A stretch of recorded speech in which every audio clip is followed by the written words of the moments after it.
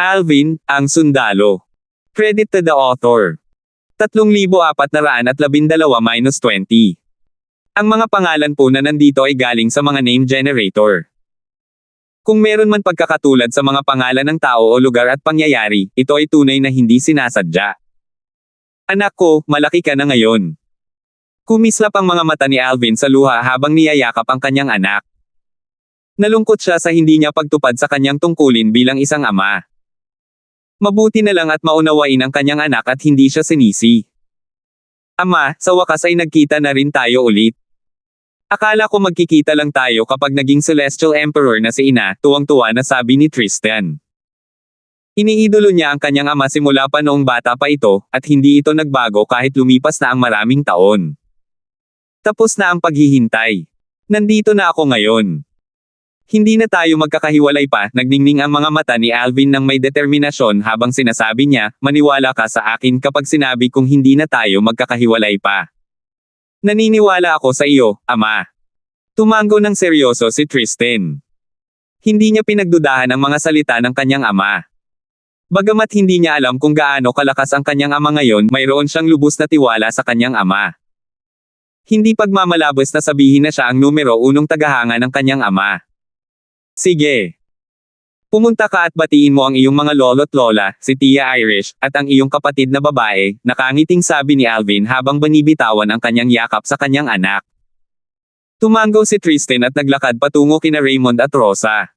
Lolo, Lola. Tristan, lumaki ka na. Madamdaming buntong hininga ni Raymond. Tristan. Tumulo ang mga luha sa mukha ni Rosa. Sa isang kisap mata, lumaki na ang kanyang apo. Bagamat hindi niya alam ang nangyari sa kanya sa mga nakalipas na taon, alam niyang hindi madali para sa kanya ang mabuhay hanggang ngayon. Nympha.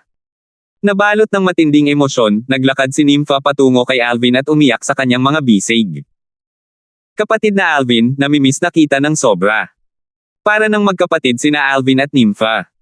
Dati, umaasa siya rito ng husto at iniidolo niya ito. Sa mga panahong kasama niya ang asawa at anak nito, labis din niya itong namimiss. Ulol na babae, nasa hustong gulang ka na ngayon. Hindi ka ba nahihiya umiyak? Umiling si Alvin at nanunuksong sinabi, kumusta ka na? May nakilala ka bang nagugustuhan mo nitong mga nakaraang taon? Kapatid na Alvin, tigilan mo na ang pang-aasar mo sa akin. Ngumiti si Nympha. Nasabi ko na sa iyo. Magiging interesado lang ako sa isang lalaki kung kasing husay mo siya. Tumawa si Alvin at sinabing, kung gayon, kumanda kang manatiling walang asawa habang buhay. Kapatid na Alvin, nagiging narcissistic ka na naman, natatawang sabi ni Nympha at sinabing, nasa Devata realm na tayo ngayon. Wala na ba talagang ibang lalaking kasing talino mo sa lahat ng Devata realms? Tagalan lamang ang makapagsasabi. Umiling si Alvin at ngumiti. Tanga. Nagising si Alvin dahil sa boses ni Megan. Lumingon siya upang tingnan siya. Sa sandaling ito, napapaligiran siya ni na Little Black, Little White, at Little Gold. Sumulyap si Megan sa walang kapantay na kagandahang nakaputi na nakatayo sa di kalayuan at nagtanong, bakit hindi mo kami ipinakilala? Sinundan ng kamay ni Tanya si Irish at ang iba pa nang lisanin nila ang maliit na mundo ni Alvin. Nahiya si Alvin nang makita niya ang makahulugang titig na ipinukol sa kanya ni Megan. Sa buong panahong ito, tahimik na nakatayo si Tanya sa gilid habang pinapanood ang muling pagsasama ni na Alvin at Megan. Isang bahagyang ngiti ang makikita sa kanyang mukha. Tunay siyang masaya para kay Alvin dahil alam niya kung gaano nito namimiss si Megan sa mga nakalipas na taon. Tanya. Nag-teleport si Alvin sa tabi ni Tanya at sinabing, ito ang asawa ko, si Megan. Pagbati, Sister Megan, nakangiting bati ni Tanya kay Megan, madalas kang binabanggit ni Brother Alvin. Mas maganda ka kaysa sa inilarawan niya. Salamat sa iyong papuri, nakababatang kapatid na Tanya, ang ganda mo talaga. Hindi nakakapagtaka na nahuhumaling sa iyo ang taong ito, sabi ni Megan sabay tango at ngiti kay Tanya bago niya tiningnan si Alvin ng may pag-iisip. Kasabay nito, sinabi niya sa kanya sa pamamagitan ng voice transition, tanghali. Wala akong pakialam kung ilang babae ang mai-inlove mo. Gayunpaman, bago iligtas si kapatid na Kelly mula sa banal na lupain ng mga alay, hindi mo sila maaaring pakasalan maliban kay Irish. Kahit na hindi ka sisihin ni kapatid na Kelly para dito, hindi ko ito papayagan. Little Megan, ganoon na ba ako kawalang-galang na tao sa paningin mo? Napangiti si Alvin ng mapait at sumagot sa pamamagitan ng voice transmission, huwag kang mag-alala. Bago mailigtas si Kelly, hindi ako magpapakasal sa kahit sinong babae. Kasama na rito si Irish. Bahagyang kumunat ang noo ni Megan. Hindi mo ba iniisip na nagiging malupit ka kay Irish? Bahagyang kumunat ang kilay ni Megan. Little Megan, nakausap ko na si Irish tungkol sa bagay na ito, naiintindihan niya ang sitwasyon ko at pakiramdam niya ay iyon din ang tamang gawin, sabi ni Alvin. Napakabait ni Irish, buntong hininga ni Megan. Nag-aalala si Alvin na baka hindi magkasundo sina Megan at Tanya. Laking ginhawa niya nang makitang tila maayos naman ang pagsasama ng dalawang babae, at tila gusto rin ni Megan si Tanya. Sa pagkakataong ito, nagtanong si Nympha nang may kislap sa kanyang mga mata, kapatid na Alvin, siya ba ang bago kong hipag? Siya ang pinakamagandang babae na nakita ko sa buong buhay ko. Paano mo siya nagawang linlangan para sundan ka? Nagkunwaring nagalit si Alvin nang marinig ang mapang-asar na mga salita ni Nympha. Sabi niya, "Hoy, mag-ingat ka sa pananalita mo. Saan mo naman natutunan ang mga ganitong masasamang gawi?" Ngayong nagkita-kita na sila, natural lang na marami silang dapat pag-usapan. Nagtatakang tanong ni Alvin, "Little Megan, paano ka napunta sa Heavenly Palace of the Floating Heaven?" Nabalitaan ko mula kay Irish na ikaw na ngayon ang disipulo ng Purple Spike Celestial Emperor na siyang tunay na disipulo ng Heavenly Emperor of the Floating Heaven. Nagsimula ang lahat noong ako ay nasa makamundong kaharian, ang Purple Spike Realm. Sabi ni Megan bago niya maikling ikinwento ang kanyang karanasan sa Purple Spike Realm pagkatapos niyang umalis sa Divine Offering Land. Nagkataon na sina Tristan at Nympha ay nasa Purple Spike Realm din. Matapos ko silang matagpuan, umakyat kami sa Floating Heaven at sumama sa Heavenly Palace ng Floating Heaven. Bumantong hininga si Alvin sa ginhawa at pasasalamat. Maswerte ka na nakatagpo ka ng ganito ka-disaster na engkwentro. Lahat ng ito ay salamat sa enerhiya ng espiritu ng langit at lupa sa lupain ng banal na alay. Kung hindi, hindi ako makakarating ng ganito kalayo. Natural lang, kung bibigyan ng pagpipilian, mas gugustuhin kung lahat tayo ay mamuhay ng mapayapa sa kaharian ng lalawigan ng mga santo sa halip na pilitin tayong dalhin sa lupain ng banal na alay. Maganda sana kung mamumuhay tayo ng mapayapa sa kaharian ng lalawigan ng mga santo, sabi ni Megan habang may bahid ng pag-aalala na sumisikat sa kanyang mga mata. Huwag kang mag-alala. Pangako ko na magkakaroon din tayo ng mapayapang mga araw sa Devata Realm, matatag na sabi ni Alvin. Determinado siyang lumakas upang magkaroon ng paninindigan sa Devata Realms upang matiyak na mabubuhay ng mapayapa ang kanyang pamilya. Tumanggaw si Megan. Pagkatapos, sinabi niya, "Tanga, Terren at makipagkita sa Panginoon." Habang sinundan ni na Alvin at Elder Hal si Megan pabalik sa palasyo ng lumulutang na langit, sinundan naman ni na Tristan at Nympha ang iba pabalik sa maliit na mundo ni Alvin. Ito ang maliit na mundo ni Tatay. Nagulat sina Tristan at Nympha nang matuklasan nilang ang enerhiya ng espiritu ng langit at lupa sa maliit na mundo ni Alvin ay katulad ng nasa lupain ng banal na alay. Ang mga naninirahan sa Realms of Gods ay may pambihirang talento dahil sa kanilang superior na enerhiya ng langit at lupa. Bago sila naging mga celestial, sila ay pinagaan ng superior na enerhiya ng langit at lupa sa Realms of Gods, na nagresulta sa kanilang pagkakaroon ng mataas na likas na talento at potensyal. Hindi pa rin nakakabawi si Nympha mula sa kanyang pagkabigla. Ang enerhiya ng espiritu ng langit at lupa dito ay eksaktong kapareho ng enerhiya ng espiritu ng langit at lupa sa lupang banal na alay. Natural lang na hindi na nagulat ang iba dahil matagal na silang nanatili sa Little World. Napakaganda ng kapaligiran sa paglilinang dito. Mabilis akong magiging isang Celestial Lord kung maglilinang ako rito. Ako rin. Sabik na sabik sina Tristan at Nympha na magsimulang magkultiba. Hindi napigilan ni na Rosa at ng iba pa ang matawa sa reaksyon ng dalawa. Tutal, magkakapareho naman ang kanilang mga reaksyon noong una silang pumasok sa Little World ni Alvin. Sa labas ng maliit na salita ni Alvin. Tinanong ni Alvin si Megan, "Little Megan, dapat nasa iyo ang soul pearls ng iba, di ba?" Agad na naging malungkot ang ekspresyon ni Megan. Bukod kina ina, ama, Kelly, Vilma, senior sister Sonia, Irish, at ama ni Irish, ang iba pang soul pearls ay nabasag na. Bagamat alam na ito ni Alvin, hindi mapigil ang dumilim muli ang kanyang ekspresyon. Mariin niyang kinuyam ang kanyang mga kamay habang nagngalit ang kanyang mga ngipin. Sumumpo siya sa sarili, Octavius, balang araw, papagbayaran kita sa lahat.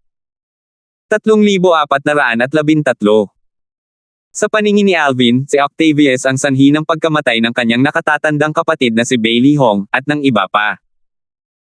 Kung tutuusin, mamumuhay sana sila ng mapayapa at maayos sa Saint Province Realm kung hindi sila dinukot at dinala ni Octavius sa Divine Offering Land.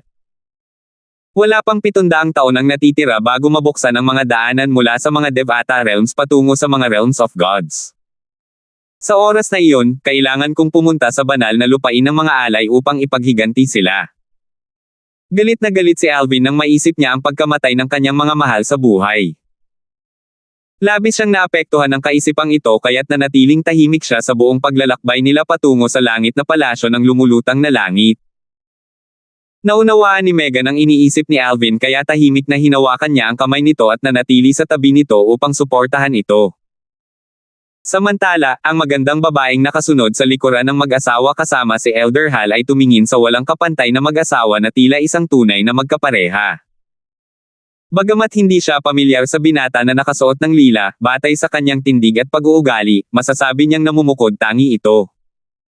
Bukod dito, bihira para sa isang taong kasing bata niya ang maging ganito katanda. Batay sa kanyang nalalaman, sina Megan at Alvin ay mahigit 300 taong gulang lamang. Naisip niya sa sarili, marahil, tanging ang gwapo at mahuhusay na binata na ito ang karapat-dapat sa young miss. Maya-maya pa, nakarating sila sa harap ng isang lumulutang na isla sa ibabaw ng malawak na karagatan na nababalot ng makakapal na ulap. Tampalasan, nakarating na tayo sa palasyo ng lumulutang na langit, sabi ni Megan. Bagamat marami siyang tanong para kay Alvin, nanatili siyang tahimik sa buong paglalakbay nila rito dahil nararamdaman niya ang panloob na kaguluhan ni Alvin. Tiningnan ni Alvin ang lumulutang na isla at ang mga ulap na umiikot sa paligid at sa ilalim nito. Naisip niya na ito ay halos kapareho ng Heavenly Palace of the Purple Revelation Heaven. Hindi tulad ng Heavenly Palace of the Solitary Destructive Heaven na nakatago sa ibang paraan, ang Heavenly Palaces of the Purple Revelation Heaven at ang Floating Heaven ay natago ng mga ulap. Magkita tayo sa aking Panginoon. Bagamat inihanda na ni Megan ang kanyang sarili, kinakabahan pa rin siya sa pagdadala kay Alvin upang makipagkita sa kanyang Panginoon. Parang sa mundong ito kung saan kinakabahan ang mga babae sa pagdadala ng kanilang mga kasintahan pauwi upang makipagkita sa kanilang mga magulang. Itinuring ng Purple Spike Celestial Emperor si Megan na parang anak niya sa paglipas ng mga taon. Bukod dito, kumpara sa ibang mga matatanda at maging kay Alvin, siya ang pinakamatagal na nakasama ang Purple Spike Celestial Emperor. Pinalaki si Megan ng kanyang lola simula pa noong siya ay bata pa noong siya ay nasa Saint Province Realm. Sa abot ng kanyang mga alaala, wala siyang masyadong, kung mayroon man, mga alaala tungkol sa kanyang mga magulang. Marahil, iyon ang dahilan kung bakit niya itinuring ang Purple Spike Celestial Emperor, na lubos na nag-alaga sa kanya, na parang kanyang ina rin. Paano siya hindi makakaramdam ng kaba ngayong malapit ng makilala ng kanyang asawa ang kanyang Panginoon na itinuring niyang ina? Nasa unahan ng patio ng aking Panginoon. Habang pinaderngunahan ni Megan si Alvin papasok sa makalangit na palasyo ng lumulutang na langit, maraming disipulo na kanyang makakasalubong sa daan ang sasalubong sa kanya. Ang emperador ng langit ng lumulutang na langit ay may 3 tunay na disipulo, at ang Panginoon ni Megan, ang emperador ng langit na Purple Spike, ang pinakabatang disipulo. Nanatili ang Purple Spike Celestial Emperor sa isang lambak na puno ng luntiang halaman. Umalangaw-ngaw sa ere ang huni ng mga ibon. Bago pa man tumuntong sina Alvin at Megan sa lambak, isang kawan ng mga ibon sa pasukan ang nagsimulang magtipon at lumipad sa paligid nila. Binibining Megan. Masayang sinalubong si Megan ng kawan ng mga ibong nakapagsasalita. Isang pulang maya ang tumingin kay Alvin at nasa sabik na nagtanong, "Binibining Megan, siya ba ang lalaking lagi mong sinasabi? Hindi kami naniwala sa iyo dati, pero mukhang hindi ka nagsisinungaling. Talagang may asawa ka na. Bakit ako magsisinungaling sa inyong lahat?" Marahang umiling si Megan bago niya ipinakilala ang kawan ng mga ibon kay Alvin, tampalasan, ito ang aking mga nakatatandang kapatid na babae. Sila ang mga disipulo ng aking Panginoon. Dahil dito, ang kawan ng mga ibon ay biglang nag-iba at naging isang grupo ng mga teenager na babae at mga dalaga. Nagtipon sila sa paligid ni na Alvin at Megan habang sila ay nagtatawanan. Sabi ng isa sa kanila, kaya ikaw ang asawa ni Miss Megan. Ang gwapo mo talaga. Imposibleng makahanap ng lalaking kasing gwapo mo sa ating palasyo sa langit. Tiningnan ng grupo ng mga babaeng disipulo si Alvin na parang isa siyang pambihirang hayop. Bagamat bahagyang nawala ng gana si Alvin sa mga titig ng mga ito, nanatili ang isang palakaibigang ngiti sa kanyang mukha. Salamat sa pag-aalaga mo kay Little Megan sa mga nakalipas na taon. Sa sandaling ito, ang magandang babaeng nakasunod kina Alvin at Megan ay nagsabi, tama na. Bigyan ninyo ng daan ang batang binibini. Ihahatid niya siya upang makipagkita sa ating Panginoon. Dala ang mga ito, ang grupo ng mga batang babae ay bumalik sa isang kawan ng mga ibon at lumipad palayo. Pagtapak pa lang nila sa lambak, naamoy na nila ang bango ng mga sariwang bulaklak at alak. Habang humihinga ng malalim si Alvin, ipinaliwanag ni Megan, ang aking Panginoon ay may libangan sa paggawa ng alak. Ang halimuyak na ito ay mula sa alak na bulaklak na kanyang tinimpla. Ang mga bulaklak sa Devata Realms ay karaniwang naglalaman ng enerhiya ng espiritu kaya ang aking Panginoon ay nagtanim ng maraming celestial flowers at celestial herbs dito na may potensyal na magkaroon ng anyong tao. Bago ako, ang aking Panginoon ay may isang disipulo na isang celestial herb. Ang senior sister ay isa ng may titulong Celestial Emperor, at karaniwan siyang wala sa Heavenly Palace. Tumango si Alvin. Sa sandaling ito, natuklasan niyang tumigil na sa pagsunod sa kanila ang magagandang babae. Si Elder Hal na lang ang natitirang nakasunod sa kanila. Natural na sumunod si Elder Hal kay Alvin. Tutal, sa paningin niya, tungkulin niyang protektahan si Alvin at tiyakin ang kaligtasan ni Alvin. Gagawin niya ang lahat para mapanatiling ligtas si Alvin. Hindi lang ito dahil maganda ang relasyon nila ni Alvin noon. Bahagi rin ito ng dahilan kay Berting na labis niyang pinagkakautangan ng loob. Kung wala si Berting, hindi sana niya makakamit ang ganitong mga tagumpay ngayon. Samantala, naglakad sila papasok sa lambak. Maya-maya, nakita ni Alvin ang Panginoon ni Megan, ang Purple Spike Celestial Emperor, sa isang patio na puno ng mga bulaklak, halaman, at mga halamang gamot. Mukha siyang isang dalagang nasa edad 20. Matangkad siya, at may kurba ang kanyang katawan. Sa sandaling ito, inaalagaan niya ang kanyang hardin. Guro. Yumuko si Megan at binati ang kanyang Panginoon pagkarating nila. Itinuwid ng Purple Spike Celestial Emperor ang kanyang likod upang tumingin kay Megan. Nang mapunta ang kanyang tingin kay Alvin, sandaling nagtama ang kanilang mga mata at nagliwanag. Megan, asawa mo ba siya? Matapos magsama muli sina Megan at Alvin, ang magandang babae ay nagpadala ng mensahe upang ipaalam sa Purple Spike Celestial Emperor ang bagay na ito. Opo, Panginoon, magalang na tugon ni Megan, ito ang aking asawa, si Alvin. Habang nagsasalita si Megan, yumuko si Alvin sa Purple Spike Celestial Emperor. Binabati ni Alvin ang Purple Spike Celestial Emperor. Salamat sa pag-aalaga mo kay Little Megan sa lahat ng mga taong ito. Hindi mailalarawan ng mga salita kung gaano ako nagpapasalamat. Tiyak na babayaran ko ang iyong kabaitan sa hinaharap. Mahinang sumagot ang Purple Spike Celestial Emperor, dahil asawa ka ni Megan, dapat kang manatili sa Heavenly Palace of the Floating Heaven. Hindi naging madali para sa inyong dalawa na magkita muli. Kung maghihiwalay kayong dalawa muli, hindi makakapag-concentrate si Megan sa kanyang cultivation. Sana ay hindi mo maapektuhan ang kanyang cultivation sa hinaharap. Sa kanyang potensyal, kahit papaano ay magiging kapantay ko siya sa hinaharap. Naantig si Alvin sa direktang mga salita ng Purple Spike Celestial Emperor. Makikita na mataas ang pagtingin niya kay Megan. Wala siyang duda na maayos ang pakikitungo nito kay Megan. Gayunpaman, mayroon din siyang sariling mga plano na sumasalungat sa plano ng Purple Spike Celestial Emperor. Tumingin si Alvin sa Purple Spike Celestial Emperor at determinado at may kumpiyansang sinabi, "Purple Spike Celestial Emperor, narito ako hindi lamang para magpasalamat sa pag-aalaga mo kay Little Megan sa lahat ng oras na ito, kundi narito rin kami para magpaalam sa iyo. Dahil nagkita-kita na tayo, natural lang na hindi na tayo magkakahiwalay pa. Plano kong isama si Little Megan at iwanan ang Floating Heaven. Plano mo bang ilayo si Megan rito?" Pagkasabi ni Alvin, agad na nagyelo ang ekspresyon ng Purple Spike Celestial Emperor. Kasabay nito, isang nakakapangilabot na enerhiya ang biglang bumagsak sa lambak, na nagdulot ng pagbuo ng isang patong ng hamog na nagyelo. Batay dito, malinaw na naunawaan niya ang batas ng yelo. Guru. Agad na nagbago ang ekspresyon ng mukha ni Megan.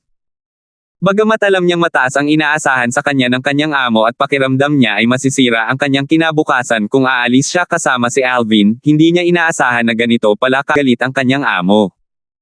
Hindi niya maiwasang makaramdam ng kawalan ng magawa. 3,414.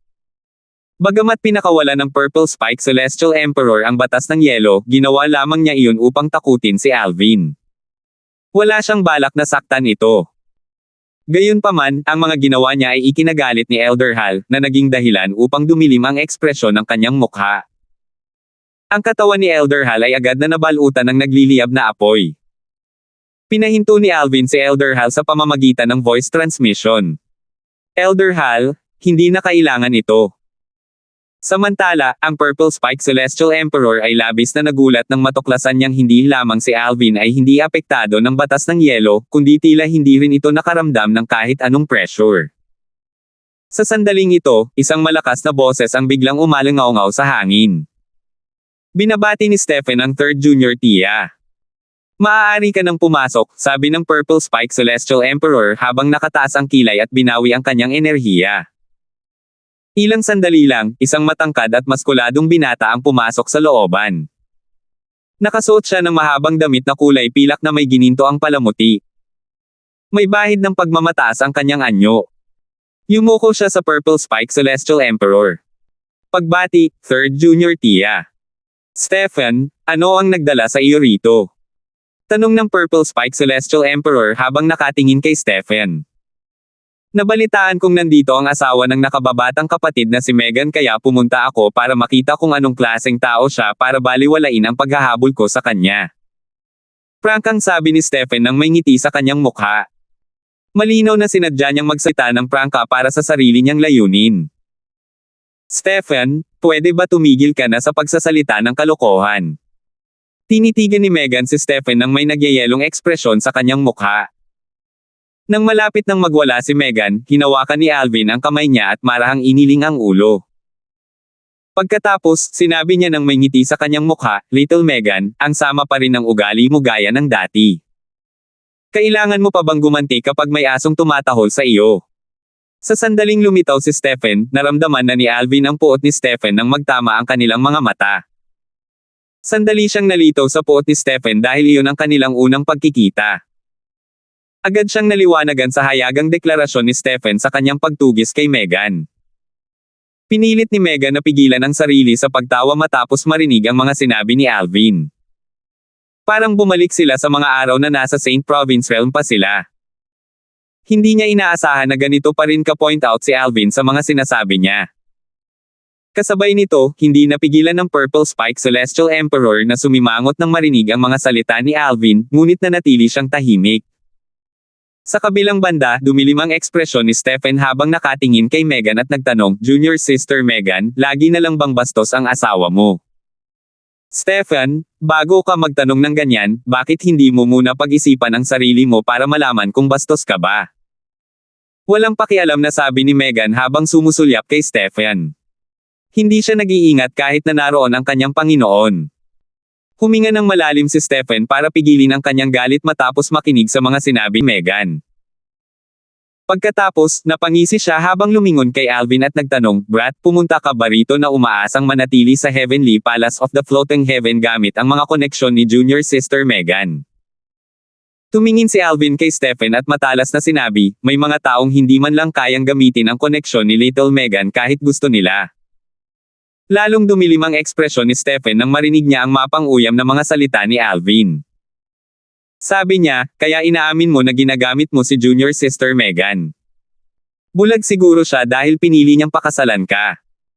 Pagkatapos, humarap siya kay Megan para sabihin, junior sister Megan, hindi karapat-dapat sa iyo ang lalaking ganyan.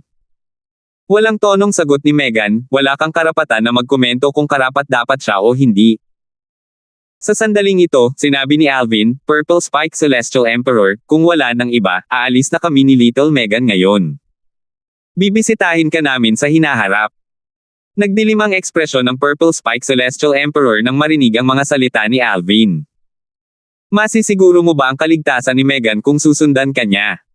Masisiguro mo ba na hindi magdurusa ang kanyang cultivation? Maaari kang umalis kasama niya kung masasagot mo ng tapat ang oo sa mga tanong na ito. Kung hindi, hindi ko siya hahayaang umalis kasama mo.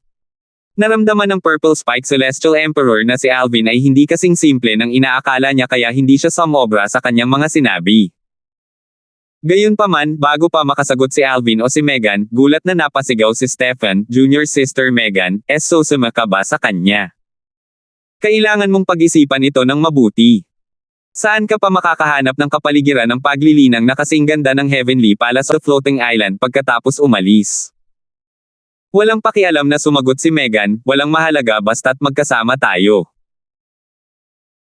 Kasunod nito, lumuhad siya sa harap ng Purple Spike Celestial Emperor at same time na sinabi, Guro, matagal na akong naglilinang dahil sa aking asawa.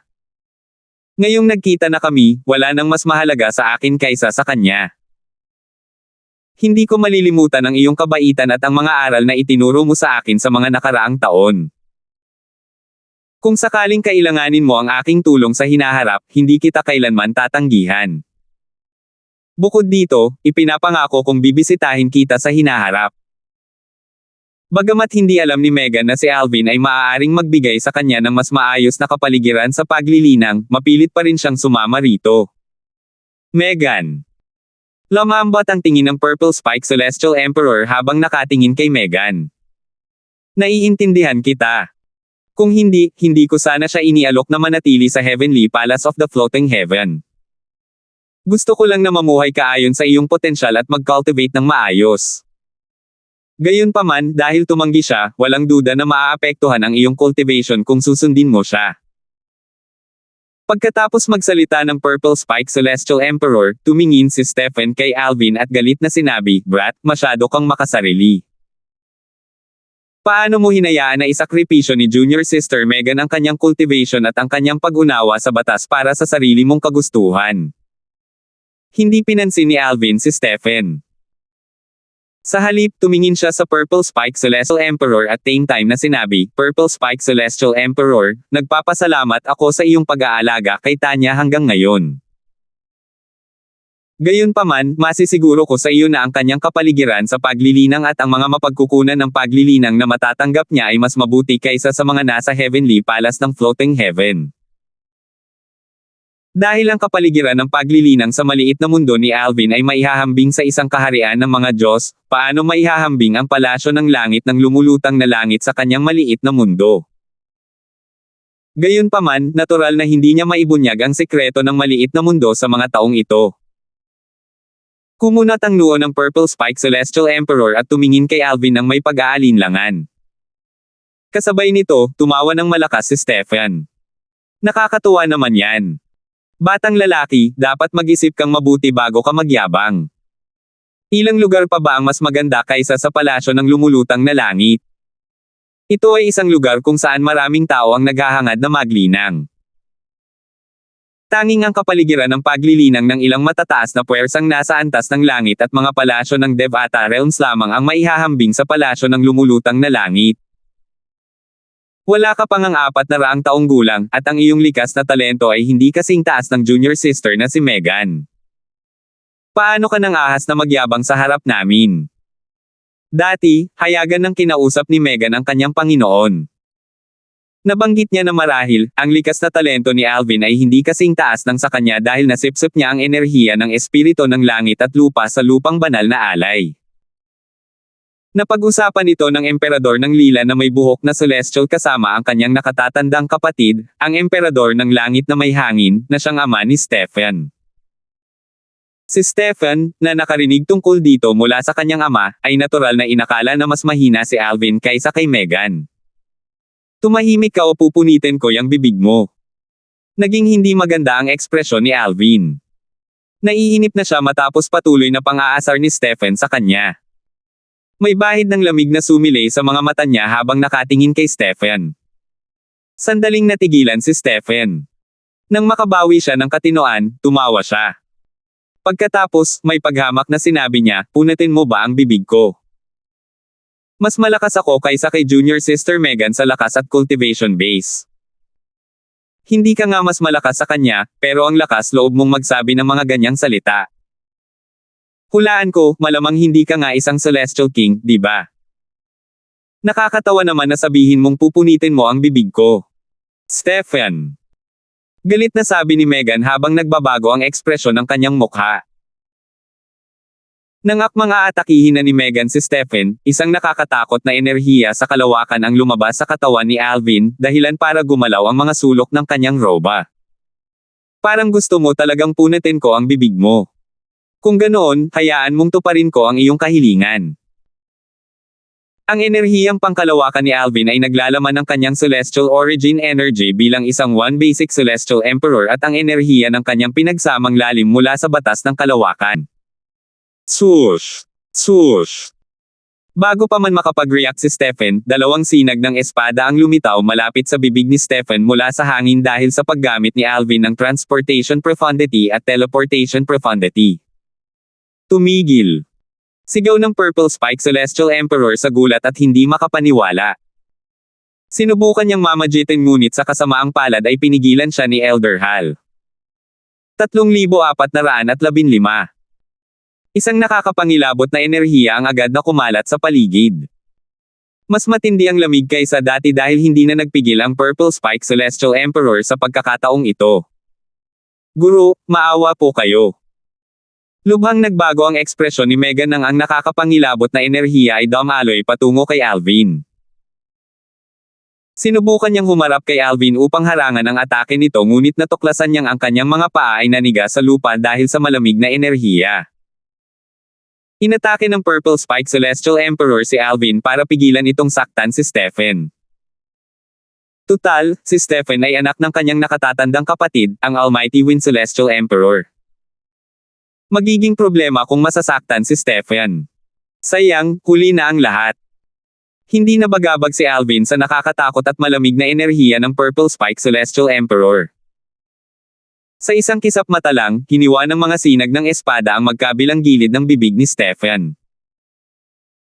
Nang sinubukan ni Stefan na gamitin ang kanyang celestial origin energy upang pigilan ang pagdurugo, natuklasan niyang hindi niya ito magawa dahil pinipigilan siya ng space energy. Dahil sa kawalan ng kanyang celestial origin energy, hindi lamang niya napigilan ang pagdurugo, kundi hindi rin niya mapamanhid ang sakit. Namuo ang kanyang mukha sa sakit habang umiiyak ng malungkot. Alvin Darfield, umungol ang Purple Spike Celestial Emperor. Hindi may kikaila ang kanyang galit.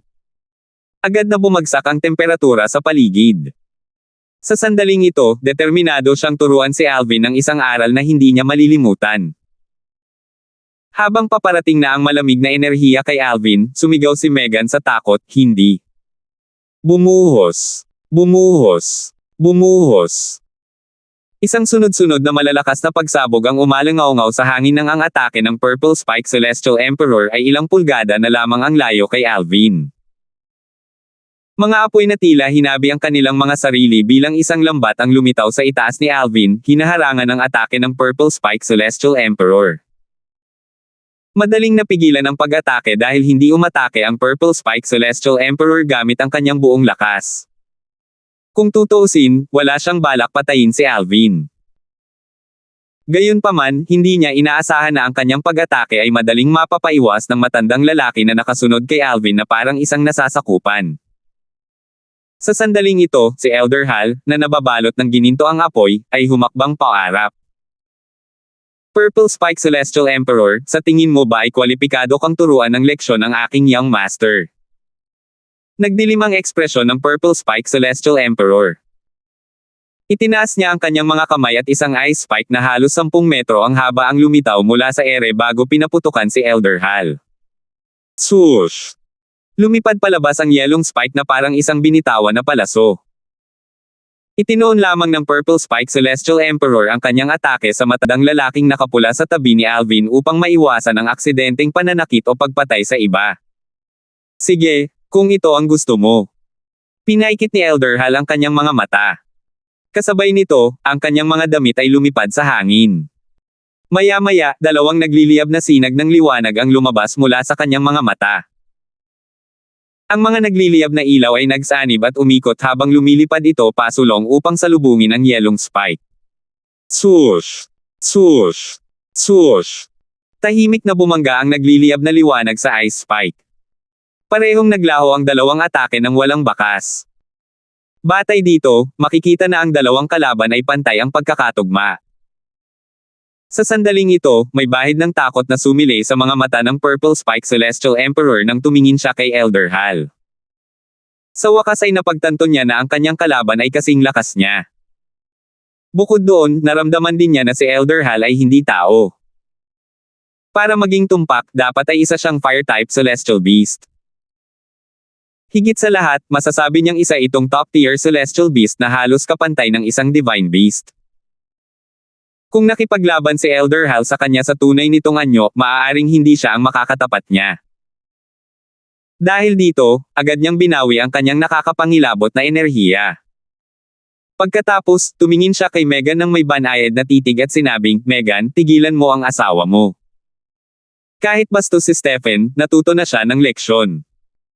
Nang tumingin ang Purple Spike Celestial Emperor kay Alvin, ang gulat at kawalan ng paniniwala ay sumilay sa kaibuturan ng kanyang mga mata. Inakala niyang mas mahina si Alvin kaysa kay Megan dahil inakala rin niya na ang likas na talento nito ay hindi kasing taas ng kay Megan. Gayunpaman, matapos masaksihan ang pag-atake ni Alvin, napagtanto niyang lubos siyang nagkamali. Hindi lamang si Alvin ay isang pangunahing emperador sa langit na hindi pa umaabot sa edad na 1,000 tulad ni Stephen, kundi naunawaan din ni Alvin ang lahat ng lalim mula sa batas ng kalawakan hanggang sa antas ng kahusayan. Higit sa lahat, natutunan din niya kung paano pagsamahin ang kanyang lalim.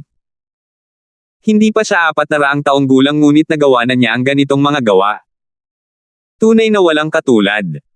Sa sandaling ito, napagtanto niya na si Alvin ay isang napakalaking talento na nagpapawalang bisa kina Megan at Stephen kung ikukumpara. Nakahinga ng maluwag si Megan nang makita niyang ligtas si Alvin. Kasabay nito, bahagyang nagulat siyang tumingin kay Elder Hal. Hindi niya inaasahan na magiging ganito kalakas si Elder Hal. Noong nasa mundo sila, inakala niyang namatay na si Elder Hal. Sino ang mag-aakala na hindi lamang buhay si Elder Hal, kundi nagawa rin nitong umalis sa Seven Treasures Exquisite Pagoda at maging napakalakas na ang lakas nito ay kapantay ng Purple Spike Celestial Emperor. Kung tutuusin, ang Purple Spike Celestial Emperor ay isa sa pinakamalakas na tinaguriang Celestial Emperor sa Heavenly Palace of the Floating Heaven. Bagamat siya ang pinakabata sa mga disipulo ng Heavenly Emperor of the Floating Heaven, ang lakas nito ay maihahambing sa kanyang mga nakatatanda. Tampalasan, bitawan mo siya, sabi ni Megan habang sumusulyap kay Stephen. Hindi niya napigil ang matawa nang makita ang mga sugat sa gilid ng bibig nito. Sa sandaling ito, ang boses ni Stephen ay naging paos dahil sa hat ng pagsigaw. Siya rin ay tumahimik. Dahil hindi mapigilan ng Purple Spike Celestial Emperor si Alvin, nakatingin lamang siya kay Megan. Swoosh! Napataas ang kilay ni Alvin nang marinig ang mga salita ni Megan bago niya binawi ang enerhiya sa kalawakan. Di nagtagal, nagliwanag ang mga sugat ni Stephen. Sa loob lamang ng ilang sandali, gumaling ang kanyang mga sugat. Dahil naunawaan niya ang batas ng kahoy, naging madali para sa kanya ang paggaling ng mga sugat. Bukod pa rito, mababaw lamang ang mga sugat na naidulot sa kanya ni Alvin. Matapos bawiin ni Alvin ang enerhiya sa kalawakan, tumingin siya sa Purple Spike Celestial Emperor at hindi pinansin si Stephen. Nag-aalab ang apoy ng puot na may halong takot sa puso ni Stephen habang nakatingin siya kay Alvin. Nag-aalab ang apoy ng puot nang makita niyang binabaliwala siya ni Alvin. Gayunpaman, alam niyang wala siyang laban kay Alvin matapos maranasan ang naunang pag-atake ni Alvin. Bagamat pareho silang one basic Celestial Emperors, mas malalim ang pag-unawa ni Alvin sa batas kumpara sa kanya. Bukod dito, naunawaan ni Alvin ang batas ng kalawakan, isa sa 4 na kataas-taasang batas. Imposible. Hindi ba't kaedad lang niya ang junior sister na si Megan? Bakit ang lakas niya? Hindi maintindihan ni Stephen kung paano naging ganoon kalakas si Alvin gayong ang likas na talento ni Alvin ay sinasabing mas mababa kaysa kay Megan. Ito ba ang lalaking palaging pinag-uusapan ni Megan? Sa sandaling ito, pakiramdam niya ay sadyang nilinlang siya ni Megan. Nakalimutan niya na ang kanyang ama ang dahilan kung bakit minamaliit niya si Alvin. Stephen, mas makabubuti kung aalis ka muna, sabi ng Purple Spike Celestial Emperor kay Stephen. Dahil si Alvin ay asawa ng kanyang tunay na disipulo, si Megan, masasabing ang bagay na ito ay sa pagitan lamang nila. Walang dahilan para manatili rito si Stephen at lalong palalain ang sitwasyon. Bukod dito, batay sa lakas ni na Alvin at Elder Hal, may pakiramdam siya na mayroon silang pambihirang pinagmulan. Opo, tiyan ng ikatlong junior. Natural na walang anumang pagtutol si Stephen at umalis na may hindi magandang ekspresyon. Sumumpo siya na hindi niya malilimutan ang kahihiyang dinanas niya sa harap ng babaeng gusto niya dahil kay Alvin ngayon. Alvin, mag-ingat ka. Galit na naisip ni Stephen habang paalis. 3,416. Walang kamalay-malay si Alvin sa puot, galit, at paghihiganti na kinikimkim ni Stephen sa kanyang puso. Gayunpaman, wala siyang pakialam kahit alam niya ito. Ilang beses na siyang ininsulto ni Stephen ngayon. Ayaw niyang mag-abala kay Stephen, ngunit pagkatapos niyang magbigay ng kaunting tulong, sumubok si Kung Yui. Pakiramdam niya ay makatwiran ang kanyang mga ginawa. Dahil nangahas si Alvin na gumawa ng hakbang, hindi siya natakot sa mga kahihinatnan. Sa kanyang paningin, si Stephen ay parang isang payaso lamang. Kaya naman, hindi na niya itinuloy ang bagay na ito nang hilingin sa kanya ni Megan na palayain si Stephen sa ngalan ng Purple Spike Celestial Emperor. Ngayong nasaksihan na ng Purple Spike Celestial Emperor ang lakas niya at ni Elder Hal, alam ni Alvin na hindi na siya maglalakas loob na hamakin sila.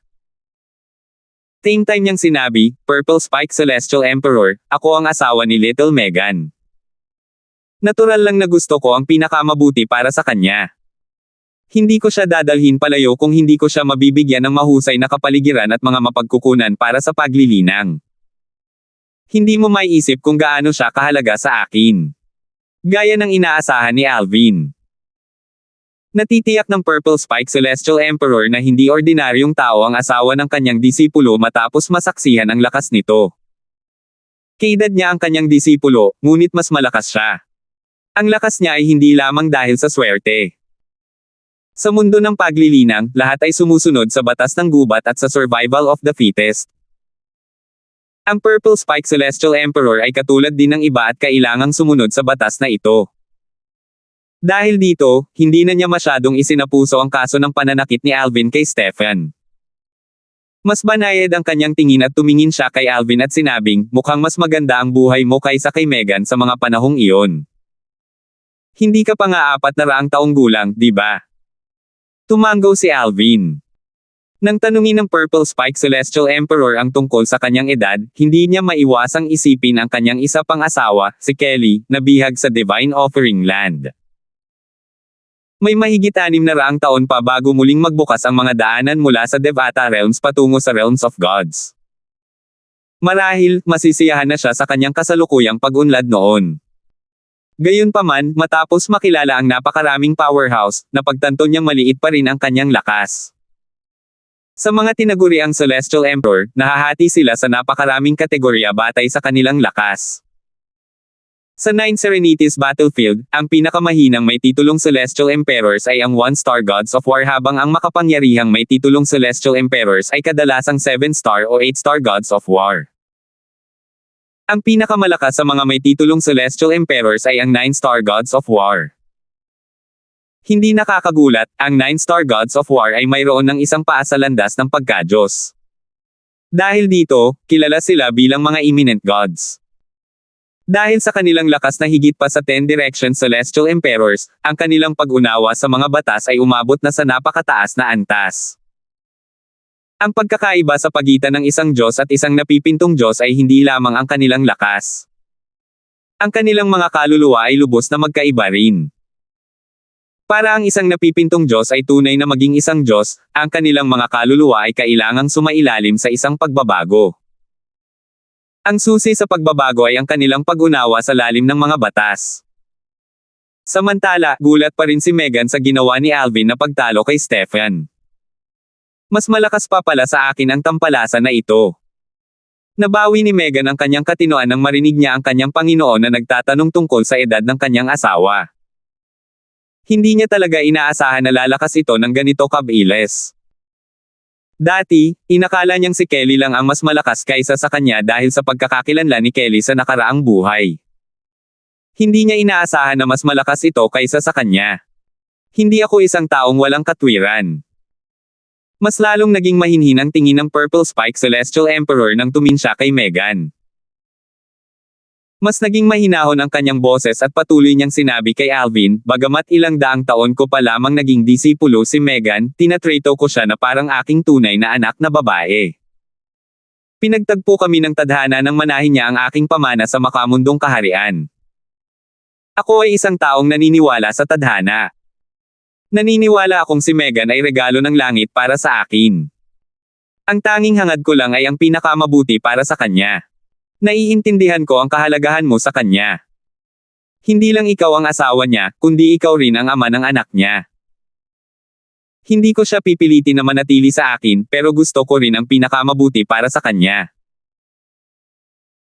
Gaya ng sinabi ko, hanggat mabibigyan mo siya ng mas maayos na kapaligiran sa paglilinang at mga mapagkukunan sa paglilinang, hindi ako tatutol sa kanyang pag-alis, patuloy na sinabi ng Purple Spike Celestial Emperor, na nilinaw ang kanyang paninindigan. Malinaw na kahit na masaktan siya, hahayaan niya si Megan basta't ito ay makabubuti kay Megan. Guro! Sigaw ni Megan sa nanginginig na boses nang marinig niya ang mga salita ng kanyang amo. Kasabay nito, isang ekspresyon ng pagkakasala ang lumitaw sa kanyang mukha. Bago pa makasagot si Alvin, sinabi ni Elder Hal, Purple Spike Celestial Emperor, hindi mo kailangang mag-alala. Kung ano ang ibinigay ng Heavenly Palace of the Floating Heaven kay Megan, ay maibibigay din sa kanya ng Heavenly Palace of the Solitary Destructive Heaven. Ang palasyo ng langit ng nag-iisang mapanirang langit. Nalaki ang mga mata ng Emperador ng Langit na Purple Spike sa gulat nang marinig niya ang mga salita ni Elder Hal. Bagamat pinaghihinalaan niya na si Alvin ay may malakas na suporta mula sa isang puwersang nasa antas ng langit o isang palasyo ng langit ng isang Devata realm, hindi niya inaasahan na ito pala ang palasyo ng langit ng nag-iisang mapanirang langit. Noong nakaraan, si Berting, ang Heavenly Emperor ng Solitary Destructive Heaven, ay nakipaglaban minsan sa Heavenly Emperor ng Floating Heaven. Ang laban ay natapos sa tabla noong panahong iyon. Hindi lingid sa kaalaman ng lahat na napilitan si Berting na tumakas patungo sa impyerno ng Ozure, isa sa 7 pinakamalalang lugar sa Devata Realms. Nang panahong iyon, naalala ng Purple Spike Celestial Emperor na ang kanyang amo ay bumantong hininga nang may pag-aalala nang matanggap ang balita na si Berting ay nakulong sa impyerno ng Ozure. Sinabi ng kanyang amo na si Berting ay maaaring hindi pa ang pinakamalakas na Heavenly Emperor, ngunit walang duda na si Berting ang pinakamahuhusay na Heavenly Emperor. Si Berting din ang may pinakamataas na potensyal na makamit ang pagka-Diyos. Sinabi ng kanyang Panginoon na kung mamamatay si Berting sa impyerno ng Ozure, tiyak na naiinggit ang kalangitan sa kanyang talento. Kung makakaligtas si Berting sa impyerno ng Asher, tiyak na lilipad siya sa isang mataas na lugar at makakamit ang mga dakilang bagay. Kasunod nito, nang bumalik si Berting mula sa impyerno ng Ozure at bumalik sa Solitary Destructive Heaven, madali niyang natalo si Nicodemus na umagaw sa kanyang trono noong wala ito. Kailangang malaman na si Nicodemus ay hindi lamang isang may titulong Celestial Emperor, kundi isa rin siyang 7-star God of War na gumawa ng pangalan para sa kanyang sarili sa 9 Serenities Battlefield. Nang panahong iyon, ang kanyang Panginoon, ang Heavenly Emperor of the Floating Heaven, ay nag-isip na ang lakas ni Berting ay malamang nakalakasan ng isang 8-star o 9-star God of War matapos ang kanyang karanasan sa Azrael kung hindi siya naging isang Diyos. Hindi na kailangang sabihin pa, kung ang isang emperador sa langit ay lalakas, hindi na kailangang sabihin na ang katayuan ng Devata Realm na kanyang pinamumunuan ay tataas din. Nang bumalik si Berting at pinatay si Nicodemus, isang 7 bituin na Diyos ng digmaan, na itulak na nito ang Heavenly Palace of the Solitary Destructive Heaven sa isang taas na pangarap lamang ng ibang mga emperador sa langit, kabilang ang Heavenly Emperor of the Floating Heaven. Ikaw. Kasama ka sa Heavenly Palace of the Solitary Destructive Heaven. Tanong ng Purple Spike Celestial Emperor, medyo may pag-aalinlangan, habang nakatingin kay Alvin. Isang kakaibang ideya ang lumitaw sa kanyang isipan sa sandaling ito. Alam niyang walang tunay na disipulo si Berting kaya hindi niya maiwasang magtaka kung si Alvin ba ay isa sa mga nominal na disipulo ni Berting. Tama iyan. Tumanggaw si Alvin. Kaya, hindi mo kailangang mag-alala tungkol sa kapaligirang pangkultura o mga mapagkukunan ng pangkultura ni Little Megan pagkatapos niyang umalis sa Heavenly Palace of the Floating Heaven. Ang Heavenly Palace of the Solitary Destructive Heaven ang magbibigay sa kanya ng pinakamahusay na kapaligirang pangkultura at mga mapagkukunan. Sa kabila ng mga salita ni Alvin, plinano niyang bigyan si Megan ng isang kapaligirang pangkultura na mas nakahihigit pa kaysa sa mga nasa palasyo sa langit. Ang kapaligirang pangkultura sa kanyang maliit na mundo ang pinakamahusay sa lahat ng Devata Realms, kung tutuusin. Sina Nympha at Tristan na naunang pumasok sa kanyang maliit na mundo kaysa kay Megan ay natuklasan na ang mga kamangha-manghang katangian ng kanyang maliit na mundo. Tinanong ng Purple Spike Celestial Emperor para kumpirmahin ang kanyang haka-haka, ikaw ba ang nominal na disipulo ni Heavenly Emperor Berting? Kung hindi, hindi mo pa rin mabibigyan si Megan ng mas maayos na kapaligiran sa paglilinang kahit nakabilang ka sa Heavenly Palace ng Solitary Destructive Heaven. Nominal Disciple. Sandali na natigilan si Alvin. Pagkatapos, umiling siya at sinabing, hindi. Kumunat ang noo ng Purple Spike Celestial Emperor nang marinig ang sagot ni Alvin. Kung hindi, hindi mo mabibigyan si Megan ng mas maayos na kapaligiran sa paglilinang. Sa tingin ko pa rin ay mas makabubuti para sa kanya na manatili sa Heavenly Palace ng Floating Heaven. Sa sandaling ito, sinabi ni Elder Hal, Purple Spike Celestial Emperor. Ang aking young master ay hindi isang natatangi lamang na disipulo ng ating Panginoong Heavenly Emperor. Siya lamang ang tunay na disipulo ng ating Panginoong Heavenly Emperor. Kung kami ay mahigpit sa kagandahang asal, ang katayuan ng aming young master ay kapantay ng sa inyo dahil pareho kayong tunay na disipulo ng isang Heavenly Emperor.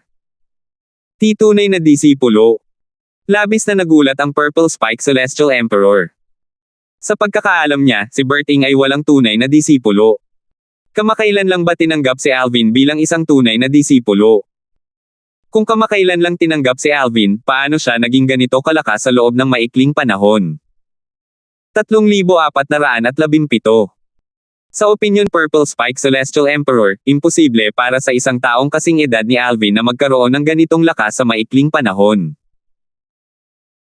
Gayunpaman, kung matagal nang kinuha ni Berting, ang Heavenly Emperor ng Solitary Destructive Heaven, si Alvin, hindi imposible para kay Alvin na magkaroon ng ganitong lakas sa ilalim ng pangangalaga ni Berting. Gayunpaman, dahil kamakailan lamang tinanggap ni Berting si Alvin, nangangahulugan ito na walang gaanong kinalaman si Berting sa kasalukuyang lakas ni Alvin. Paano ito naging posible? Paano lumakas ng ganito si Alvin nang walang tulong ni Berting? Ang ganitong lakas ay hindi maaaring may ugnay lamang sa swerte. Si Megan ang pinakamahalagang disipulo ng Purple Spike Celestial Emperor. Matapos manahin ni Megan ang kanyang pamana sa makamundong kaharian, ipinadala niya ang kanyang mga nasasakupan upang dalhin si Megan sa Floating Heaven bago pa man dumating ang oras para umakyat si Megan sa isang Devata Realm. Inalagaan at sinanay niya si Megan ng walang anumang pag-aalinlangan at ibinigay ang pinakamahusay kay Megan. Sa kabila ng lahat ng iyon, hindi pa rin kasing lakas ni Alvin si Megan. Kumunat ang noo ng Purple Spike Celestial Emperor habang nakatingin kay Elder Hal at sinabing, hindi ko alam na ang Heavenly Emperor ng Solitary Destructive Heaven ay may tunay na disipulo. Hindi naman sa pinagdududahan ng Purple Spike Celestial Emperor si Elder Hal. Kung tutuusin, kung nagsisinungaling si Elder Hal, hindi naman ganoon kalaki ang kakailanganin para matuklasan ang katotohanan. Naguguluhan at nagtataka lang siya. Bakit biglang tinanggap ni Berting ang isang tunay na disipulo? Hindi ibig sabihin na kahit walang tunay na disipulo ang aking Panginoong Emperador sa langit noon, magiging ganito na lang ito magpakailanman, sabi ni Elder Hal nang may bahagyang ngiti sa kanyang mukha, minana ng aking batang Panginoon ang pamana ng Panginoong Emperador sa langit sa makamundong kaharian. Pagkatapos noon, binabantayan siya ng Panginoong Emperador sa langit at hinahanap siya simula nang bumalik siya mula sa impyerno ng Ozure. Sayang at natagalan kami bago namin siya natagpuan. Nagpatuloy si Elder Hal sa pagsasabi, hindi mo kailangang maguluhan. Ang lakas ng ating batang Panginoon ay walang kinalaman sa langit na palasyo ng nag-iisang mapangwasak na langit. Lumakas siya ng mag-isa. Ang kanyang likas na talento ay higit pa sa iyong pinakamalawak na imahinasyon. Minana niya ang pamana ni Heavenly Emperor Berting sa makamundong kaharian. Natigilan ang Purple Spike Celestial Emperor. Pagkatapos, nagtanong siya, nangyari nga, iniwan din ni Heavenly Emperor Berting ang kanyang pamana sa isang makamundong kaharian. Kasabay nito, mausisa na tumingin si Megan kay Alvin. Nang makita ang kakaibang ekspresyon sa mukha ni Megan, sinabi niya ng may maliit na ngiti, Little Megan, sa isang paraan, kilala mo rin ang Heavenly Emperor ng Solitary Destructive Heaven. Kilala ko siya. Mas lalong nalito si Megan nang marinig niya ang mga salitang ito. Subukang tandaan. Ang pangalan niya ay Berting, tumingin si Alvin kay Megan at nagpatuloy sa pagsasabing, naaalala mo ba ang sektang kinabibilangan ko sa mundong kaharian, ang Seven Absolute Sect? Ang hinalinhan ko ng First Absolute, ang Fog Rain Progeny, tinatawag na Berting, natatandaan mo ba? Ano? Natural na naalala ni Megan ang sect ng Seven Absolutes. Gumugol siya ng panahon sa ari-arian ng sect kasama ang iba pang mga kahalili ng Seven Absolutes. Hindi lamang ang kanyang asawa ang pinuno ng sect, kundi sina Irish at Nympha ay bahagi rin ng sect. Hindi niya inaasahan na ang sikat na Heavenly Emperor ng Solitary Destructive Heaven ay mula sa parehong mundane realm na kanyang pinanggalingan at may malapit na koneksyon sa kanyang asawa. Dati, marami siyang natutunan tungkol kay Berting sa pamamagitan ng kanyang Panginoon kaya alam niyang si Berting ay hindi kapanipaniwala. Hindi niya inaasahan na magkakaroon ng ganito kalapit na koneksyon si Berting sa kanyang asawa dahil sila ay nasa mundane realm. Matapos maproseso ang impormasyong ito, sa wakas ay tumango si Megan. Sinabi niya sa naguguluhang Purple Spike Celestial Emperor, totoo na alam ko ang tungkol kay Heavenly Emperor Berting, ngunit wala akong ideya na siya ang Heavenly Emperor ng Solitary Destructive Heaven hanggang ngayon. Sa oras na ito, lumiwanag ang mga mata ng Purple Spike Celestial Emperor.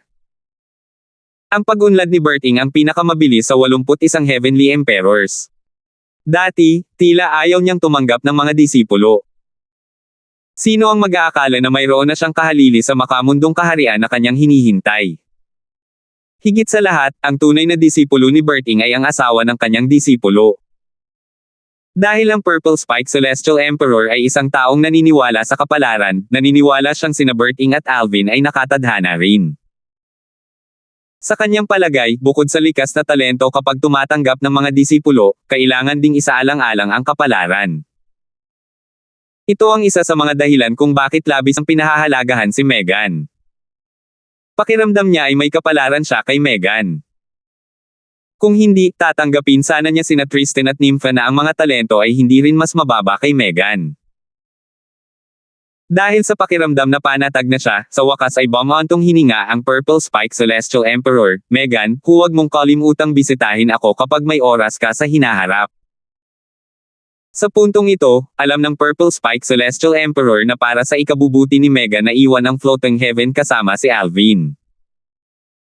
May pag-aalinlangan kung ang pagtrato kay Megan ay magiging kasing buti o mas mabuti pa sa Solitary Destructive Heaven. Kung patuloy niyang ipipilit na manatili si Megan sa kanya, ihihiwalay lamang niya si Megan at ang kanyang asawa ng walang mabuting dahilan. Wala siyang balak na gawin ang ganoong bagay. Tutal, nagmamalasakit siya kay Megan at ang paggawa ng ganoong bagay ay magpapagalit lamang sa kanya. Guro. Napuno ng emosyon si Megan nang marinig niya ang mga salita ng Purple Spike Celestial Emperor.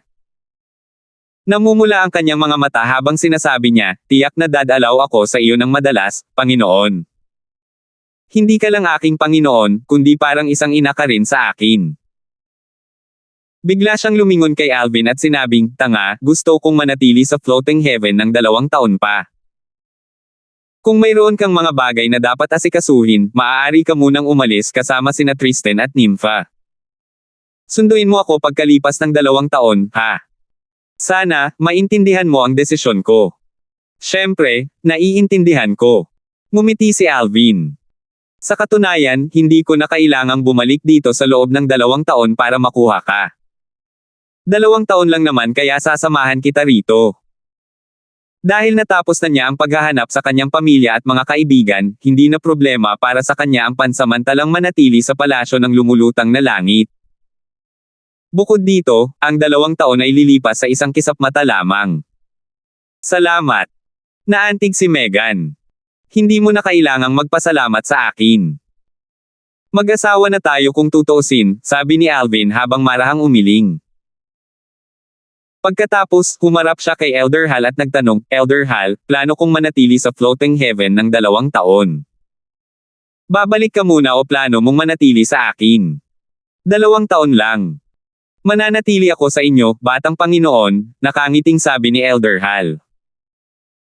Kung ang 2 taon ay maikli lamang para kay Alvin, mas mahalaga pa ang 2 taon kay Elder Hal na nabuhay ng ganito katagal. Halimbawa, ang isang milyonaryo at isang bilyonaryo ay walang pakialam sa $100. Gayunpaman, para sa isang bilyonaryo, mas mahalaga pa ang $100 kumpara sa isang milyonaryo. Ulol na babae, hindi mo na kailangang gawin ito, naantig ang Purple Spike Celestial Emperor sa desisyon ni Megan. Matatag na sinabi ni Megan, "Guro, nakapagdesisyon na ako." Pagkatapos, nagpatuloy siya sa pagsasabing, "Wala akong planong mag-cultivate sa loob ng 2 taong ito. Gusto ko lang samahan ang guro. Bagamat bibisita ako sa hinaharap, hindi na ito magiging pareho." Umiinit na ang kapaligiran ng isang medyo galit na boses ang umalingaw-ngaw sa hangin. "Ikatlong nakababatang ate, narito ang iyong nakatatandang kapatid para bisitahin ka." Kumunat ang noo ng Purple Spike Celestial Emperor nang marinig niya ang boses. Pagkatapos, sinabi niya, "Pangalawang senior brother, kung walang importanteng bagay, bibisitahin kita sa ibang pagkakataon. Hindi pa ito ang tamang panahon para sa akin." Ang taong nagsalita ay ang Almighty Wind Celestial Emperor, ang pangalawang nakatatandang kapatid ng Purple Spike Celestial Emperor at ang pangalawang tunay na disipulo ng Heavenly Emperor ng Floating Heaven. Hindi mahirap para sa Purple Spike Celestial Emperor na hulaan ang layunin ng pagbisita ng Almighty Wind Celestial Emperor. Tiyak na naparito siya upang ipaghiganti si Stephen. Gayunpaman, hindi siya masyadong nag-aalala. Kung hindi niya alam ang alam niya ngayon, paprotektahan sana niya si Alvin. Gayunpaman, alam niyang hindi na kailangan ni Alvin ang kanyang proteksyon.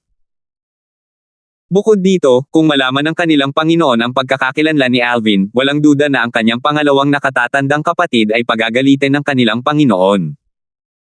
Kung dati pa iyon, sa tingin niya ay kailangan niyang kupkupan si Alvin. Pero ngayon, alam niyang hindi na ito kailangan ni Alvin. Sa katunayan, tiyak na pagagalitin ang kanyang pangalawang nakatatandang kapatid kung malaman ito ng kanilang Panginoon, ang Heavenly Emperor of Floating Heaven. Hindi ba't parang pagkakasala rin ito sa solitary destructive heaven at sa Heavenly Emperor nito kung sakta ng Almighty Wind Celestial Emperor si Alvin, ang tanging tunay na disipulo ni Bert Ing. Paano ito hahayaan ng kanilang Panginoon? Muling umalangaw-ngaw ang boses ng Almighty Wind Celestial Emperor. "Ikatlong nakababatang kapatid, pinuprotektahan mo ba si Alvin?" Sa sandaling ito, 2 figure ang pumasok sa cultivation ground ng Purple Spike Celestial Emperor nang walang pahintulot niya. Isa sa kanila ay si Stephen, na umalis matapos turuan ni Alvin, at ang isa pa ay isang maskuladong lalaking nasa katanghaliang gulang na nakasuot ng mahabang roba. Maputi at parang jade ang kutis ng lalaking nasa katanghaliang gulang, at may maringal na anyo sa paligid niya. May pagkakahawig si Stephen sa kanya. Malinaw na siya ang ama ni Stephen, ang Almighty Wind Celestial Emperor at ang pangalawang tunay na disipulo ng Heavenly Emperor ng Floating Heaven. Pangalawang senior brother, hindi mo ba narinig ang mga sinabi ko? Lumagpas ka sa hangganan dahil pumasok ka sa aking cultivation ground nang walang pahintulot ko. Agad na dumilim ang ekspresyon ng Purple Spike Celestial Emperor. Hindi niya inaasahan na babalay-walay ng kanyang pangalawang senior brother ang etikete at papasok sa kanyang cultivation ground nang walang pahintulot. Dahil sa galit, nagpasya siyang huwag ipaalam sa kanyang pangalawang senior brother ang tungkol sa pagkakakilanlan ni Alvin bilang ang tanging tunay na disipulo ng Heavenly Emperor ng Solitary Destructive Heaven. Ayaw niyang magdusa ang kanyang pangalawang senior brother sa una, ngunit matapos makita ang tahasang pagbaliwala nito sa kanya, naisip niya na kailangan niya itong turuan ng leksyon. Ikatlong nakababatang kapatid, umiling ang Almighty Wind Celestial Emperor at sinabing, alam kong mahal mo ang iyong disipulo, pero paano naman ang anak ko? Hindi ko ba siya kayang ipagtanggol kapag inaapi siya? Ama! Si Alvin yan! Sigaw ni Stephen sa sandaling iyon. Tumayo siya sa likuran ng kanyang ama at itinuro si Alvin na may baluktot na ekspresyon sa mukha. Halos hindi maitago ang puot na kumikislap sa kanyang mga mata nang tumingin siya kay Alvin. 3,418. Tinitigan ng masama ni Stephen si Alvin. Ang kanyang mga titig ay puno ng puot. Bagamat mababaw lamang ang mga pinsalang idinulot sa kanya ni Alvin, hindi niya makalimutan ang sakit at kahihiyan na kanyang dinanas. Simula pagkabata, naging madali ang kanyang buhay. Hindi pa siya nagdusa ng ganito ngayon. Ano man ang kanyang mga pagkakamali, kahit ang kanyang ama ay hindi pa siya pinarusahan ng ganito kalupit. Higit sa lahat, pinahiya siya ni Alvin sa harap ng babaeng gusto niya. Nagseselos siya kay Alvin dahil siya ay asawa ni Megan. Bukod doon, palaging malamig ang pakikitungo sa kanya ni Megan dahil kay Alvin. Pangalawang senior brother. Ang Purple Spike Celestial Emperor ay nasa masamang mood na dahil sa nalalapit na pag-alis ni Megan. Ngayon na ang kanyang pangalawang senior brother ay dumating upang maghanap ng gulo kay Alvin at tahasang binaliwala siya, natural na lumala ang kanyang mood. Sinabi niya sa mahinang boses, saksi ako sa insidente kanina. Bagamat medyo malakas ang reaksyon ni Alvin kaysa sa nararapat, hindi ito makatarungan. Sino ba ang hindi madaling magalit kapag bata pa sila? Sa pagkakaalam ko, hindi ba't nilipol mo ang isang buong angkan noong bata ka pa dahil lang sa tinanggihan ka ng iyang miss ng angkan? Kung ikukumpara sa ginawa mo, sa tingin ko ay medyo banayad ang kilos ni Alvin. Ang kanyang tono ay lalong nagyelo habang nagsasalita siya.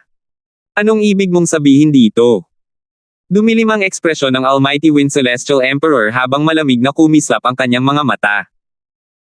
Kaya determinado kang protektahan ang taong ito dahil asawa siya ng iyong minamahal na disipulo. Pangalawang senior brother, walang pakialam na sabi ng Purple Spike Celestial Emperor, mas makabubuti kung magtimpi ka. Sumulyap ang Almighty Wind Celestial Emperor kay Alvin at ngumisi. Third junior sister, kung hindi dahil sa iyo, pinaluhod ko na sana siya at nagmakaawa ng tawad. Gayunpaman, para sa iyo, ang kailangan lang niyang gawin ay yumuko at humingi ng tawad sa anak ko. Pagkatapos noon, hahayaan ko na lang ang bagay na ito. Ama! Sigaw ni Stephen. Naging hindi maganda ang ekspresyon ng kanyang mukha nang marinig niya ang mga sinabi ng kanyang ama. Paano natin basta-basta na lang hahayaan ang bagay na ito? Sa palagay ni Stephen, masyadong magaan ang parusa kay Alvin. Tutal, sinaktan siya ni Alvin at pilit na pinigilan sa paggaling ng kanyang mga pinsala, na naging dahilan upang magdusa siya ng matinding sakit at kahihiyan. Habang papunta rito, determinado siyang ibigay ni Alvin ang isa sa kanyang mga paabilang kabayaran. Ang makapangyarihang hangin na emperador ng langit ay nagpadala ng isang pagpapadala ng tinig sa kanyang anak, hinihiling na manahimik ito. Sa kasalukuyan, ang iyong third junior tiya ay kasing lakas ko, at tiyak na malalampasan niya ako sa hinaharap. Bukod pa rito, siya ang paboritong disipulo ng iyong Grandmaster. Kung ipipilit niyang protektahan si Alvin, hindi ako maaaring lumampas sa aking mga hinihingi. Magpasensya ka na lang. Kapag wala siya, magagawa natin ang anumang gusto natin kay Alvin. Dapat tayong mag-focus sa pagpapakita ng galing ngayon. Babawasan niya ang kanyang bantay kapag sa tingin niya ay pinabayaan na natin ang bagay na ito. Sa oras na iyon, aatake tayo. Nang marinig ang mga salita ng kanyang ama, wala nang nagawa si Stephen kundi tiisin muna ang kanyang galit at puot. Gayunpaman, mas nakaramdam siya ng ginhawa matapos marinig ang huling bahagi ng mensahe ng kanyang ama. Pagkatapos, sumagot siya sa pamamagitan ng voice transmission, "Ama, matalino ka." Bumantong hininga ang Almighty Wind Celestial Emperor, "Ito lang ang paraan." Hindi lang siya ang paboritong disipulo ng iyong Grandmaster, kundi napakabilis din ang kanyang pag-unlad kaya hindi ko siya basta-basta masasaktan. Samantala, natigilan ang Purple Spike Celestial Emperor sa pagsang-ayon ng kanyang pangalawang senior brother. Kailan pa ito naging ganito kamakatwiran? Gayunpaman, hindi nagtagal bago niya naunawaan ang iniisip nito. Malamang ay ayaw niya itong masaktan kung maaari. Gayunpaman, sa kabila ng kanyang kompromiso, umiling siya at sinabi sa mas malumanay na boses, "Pangalawang senior brother, bakit hindi mo nalang hayaan ang bagay na ito para sa aking kapakanan?" Natural lang, ayaw ng Purple Spike Celestial Emperor na may anumang pinsalang mangyari sa kanyang pangalawang senior brother kahit nagalit ito sa kanya. Nakatulong din sa kanya ang kanyang mga salita. Tutal, mapapahamak siya kung masasaktan niya ang solitary destructive heaven. Bagamat maaari niyang takutin ang kanyang pangalawang senior brother para umatras sa pamamagitan ng pagbubunyag ng pagkakakilanlan ni Alvin, gusto niyang lutisin ang bagay na ito gamit ang sarili niyang kakayahan. Nakakapangilabot tingnan ang ekspresyon ng Almighty Wind Celestial Emperor nang marinig niya ang mga salitang iyon. "Third junior sister, ang hinihingi ko lang ay paghingi ng tawad, pero hindi ka man lang papayag. Pabayaan mo na ang bagay na ito alang-alang sa akin, pangalawang senior brother," matatag na sabi ng Purple Spike Celestial Emperor habang walang pag-aalinlangang sinasalubong niya ang mga titig ng kanyang pangalawang senior brother. Matapos magtitigan sandali ang mga kapwa-disipulo, sa wakas ay bumantong hininga ang Almighty Wind Celestial Emperor, "Sige. Hahayaan ko na lang ito para sa iyo, third junior sister." Pagkatapos, humarap siya kay Alvin at sinabing may ngiting, "Alvin, ang swerte mo ngayon. Kung hindi dahil sa third junior sister ko, magdurusa ka na sana." Pagkatapos sabihin iyon, umalis ang Almighty Wind Celestial Emperor kasama si Stephen. Sa sandaling tumalikod ang mag-ama, ang kanilang mga mata ay nagningning sa hanggaring pumatay. Samantala, nanatiling tahimik si Alvin sa buong oras habang pinapanood niya ang Purple Spike Celestial Emperor na nakikipag-ugnayan sa Almighty Wind Celestial Emperor. Bagamat maaari niyang takutin ang Almighty Wind Celestial Emperor gamit ang kanyang pagkakakilanlan, nagpasya siyang hayaan ang Purple Spike Celestial Emperor na humarap sa bagay na ito dahil ito ang kanyang teritoryo. Bukod dito, dahil tinutulungan siya nito, tila hindi tamang tanggihan ang kanyang mabuting intensyon. Pagkatapos umalis ng mag-ama, sinabi ni Alvin, "Salamat, Purple Spike Celestial Emperor. Hindi mo ako kailangang pasalamatan," umiling ang Purple Spike Celestial Emperor at sinabing, "Bukod pa rito, ayaw kong masaktan ng aking pangalawang senior brother ang Heavenly Emperor ng Solitary Destructive Heaven. Kung mayroon man, dapat akong magpasalamat sa iyo sa pagpigil sa iyo. Gamit ang iyong pagkakakilanlan, madali mo siyang mapahihirapan kung gugustuhin mo." Bago pa man makasagot si Alvin, biglang umiwas ng tingin ang Purple Spike Celestial Emperor na parang may naririnig. Kasunod nito, sinabi niya, "Alvin, sinabi ko na sa aking Panginoon ang tungkol sa iyo kanina. Nakatanggap lang ako ng tugon mula sa kanya. Gusto kanyang makilala ni Elder Hal." Pagkatapos, humarap siya kay Megan at sinabing, "Megan, gusto ka ring makita ng iyong Grandmaster." Kasunod nito, pinadarnahan ng Purple Spike Celestial Emperor sina Alvin, Megan, at Elder Hal patungo sa cultivation ground ng Heavenly Emperor of the Floating Heaven. Ang lupang nilinang ng Heavenly Emperor ng Floating Heaven ay tila matatagpuan sa isang masukal at masukal na kagubatan. Gayunpaman, nang ikumpas ng Purple Spike Celestial Emperor ang kanyang kamay, nagbago ang tanawin sa harap ng lahat. Natagpuan ng tatlo ang kanilang sarili na nakatayo sa harap ng isang malawak na lambak ng bundok. Lahat ng uri ng celestial beast na may kahangangang aura ay makikita sa langit at sa lupa. Malinaw na nakapag-cultivate at malalakas sila. Gayunpaman, nang makita nila ang Purple Spike Celestial Emperor, lumapit sila sa kanya at tiningnan siya ng may paghanga mula sa malayo. Sa kabilang banda, ang mas malalakas na Celestial Beast ay tumingin kay Elder Hal, na naglalakad sa likuran nina Alvin at Megan, nang may takot. Malinaw nilang nahalata na isa siyang Celestial Beast na mas nakahihigit sa kanila. Ang kanyang aura noong nasa anyong tao siya ay higit pa sa sapat upang magdulot ng takot sa kanilang mga puso. Pinadernahan ng Purple Spike Celestial Emperor si Alvin at ang iba papatungo sa isang lawa sa gitna ng lambak. Pagkatapos, yumuko siya ng may paggalang sa isang matandang figure na nakaupo ng nakakross ang mga paa sa ere sa ibabaw ng lawa at nakaharap sa kanila ang likod nito. Guro.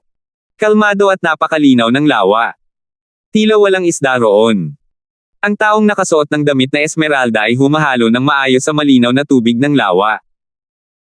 Patuloy na magalang na sinabi ng Purple Spike Celestial Emperor habang nakatingin sa likod ng kanyang amo, "Master, dinala ko na ang lahat dito."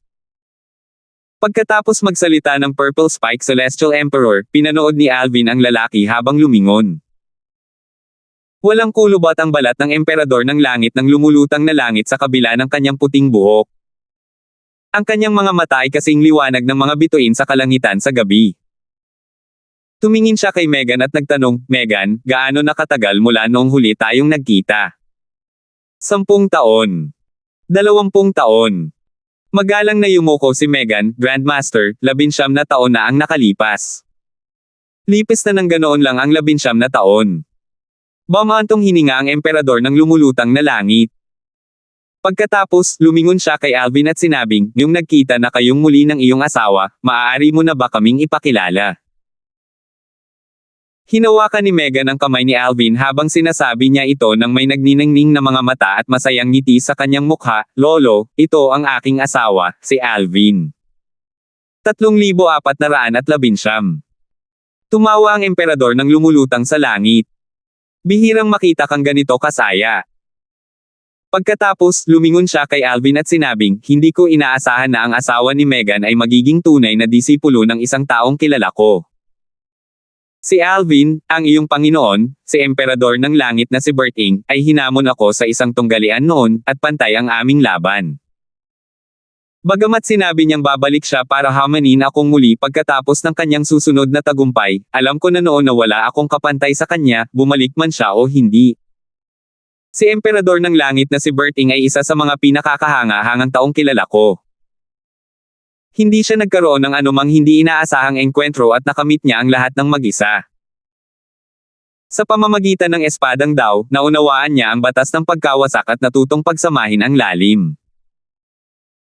Kapag nakikipaglaban sa kanya, makikita mo na ang mga batas na tila mahirap intindihin para sa iba ay natural na dumarating sa kanya.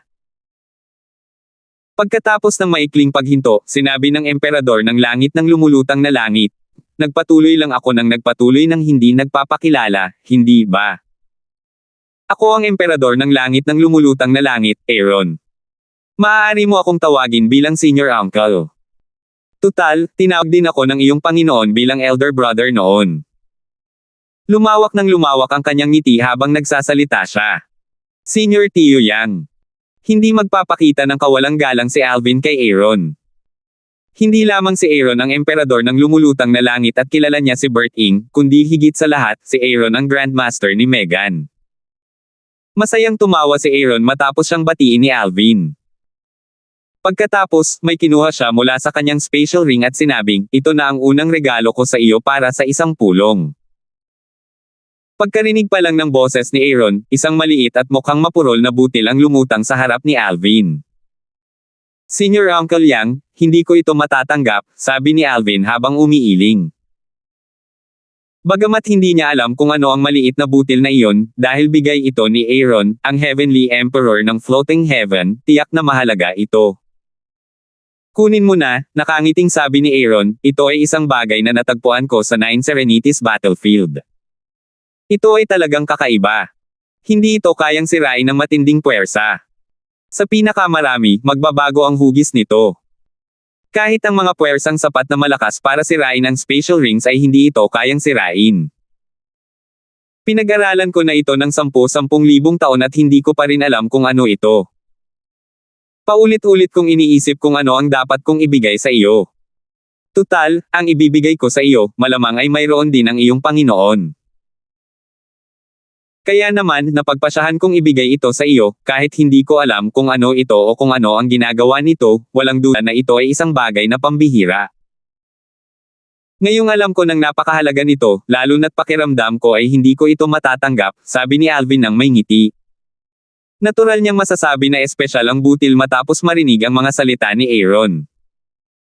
Paano magiging ordinaryo ang isang bagay na kayang tiisin ang matinding puwersa na kayang sumaire pa nga sa mga spatial ring? Sa pagtanggi mo, tinatanggihan mo ba akong kilalanin bilang iyong senior uncle? Tanong ni Aaron. Ako. Bahagyang nawala ng malay si Alvin. Ang init at kabaitang natanggap niya mula kina Aaron at sa Heavenly Emperor ng Purple Revelation Heaven ay lubos na nakakamangha. Batay dito, lalo niyang napagtanto kung gaano kalaki ang impluwensya ng kanyang Panginoon na hindi pa niya nakikilala. Maging ang dalawang Heavenly Emperor na nakilala niya ay gustong humingi ng pabor sa kanyang Panginoon. Bagamat hindi pa nakikilala ni Alvin si Berting at walang ideya kung gaano kalapit si Berting kay Aaron, sigurado siyang magiging maganda ang kanilang relasyon.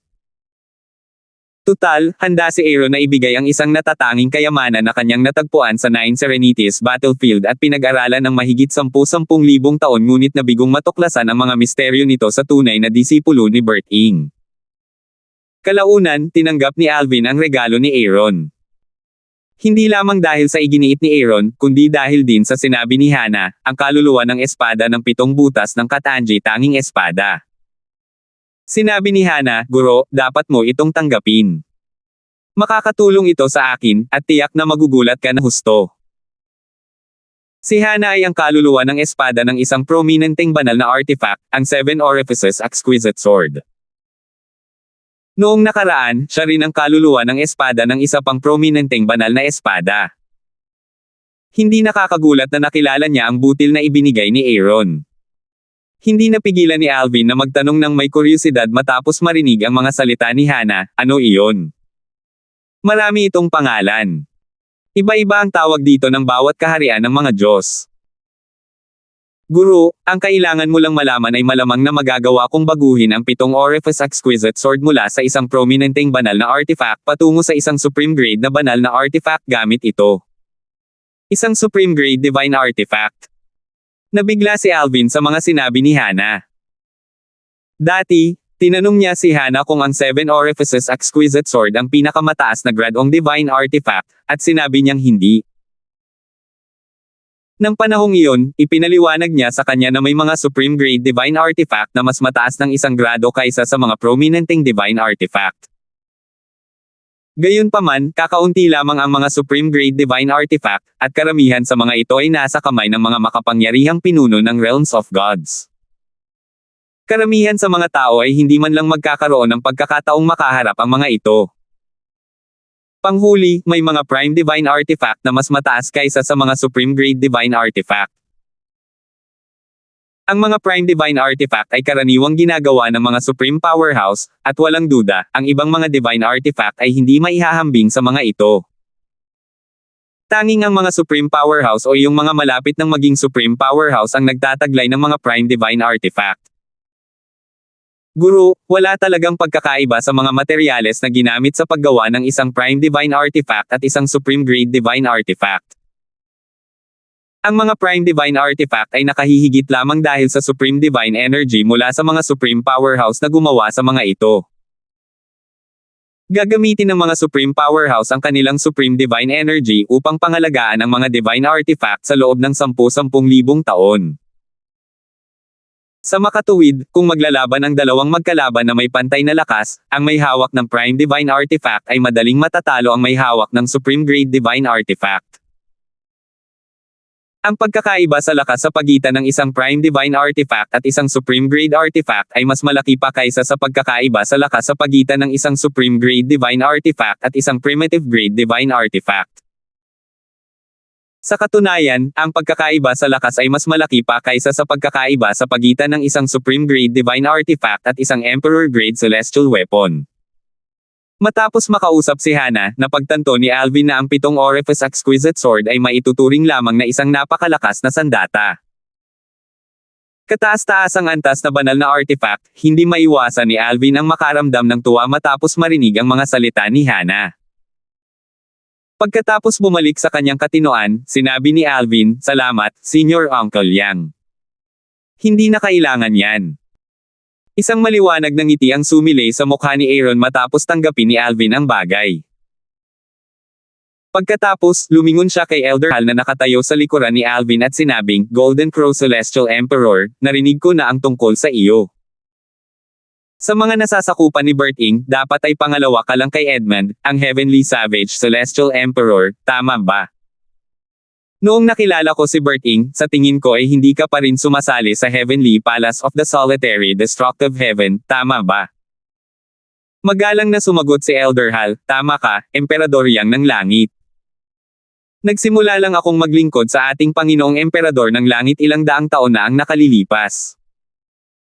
Nihalata ni Alvin na mas magalang si Elder Hal kay Aaron kumpara sa Heavenly Emperor ng Purple Revelation Heaven. Ito ay malinaw na dahil si Aaron ay mas malakas kaysa sa Heavenly Emperor ng Purple Revelation Heaven. Si Aaron ay isang 8-star God of War habang ang Heavenly Emperor ng Purple Revelation Heaven ay isa lamang sa mga nethergunang 7-star Gods of War. Iyon ang naisip ko. Tumango si Aaron. Pagkatapos noon, inilipat niya ang kanyang tingin kina Alvin at Megan at nagtanong ng nakangiti, na parang isang mabait na matanda, "Kailan mo balak umalis?" "Grandmaster," magalang na tugon ni Megan. "Plano kong manatili sa floating heaven ng 2 taon pa para samahan ang aking amo bago umalis."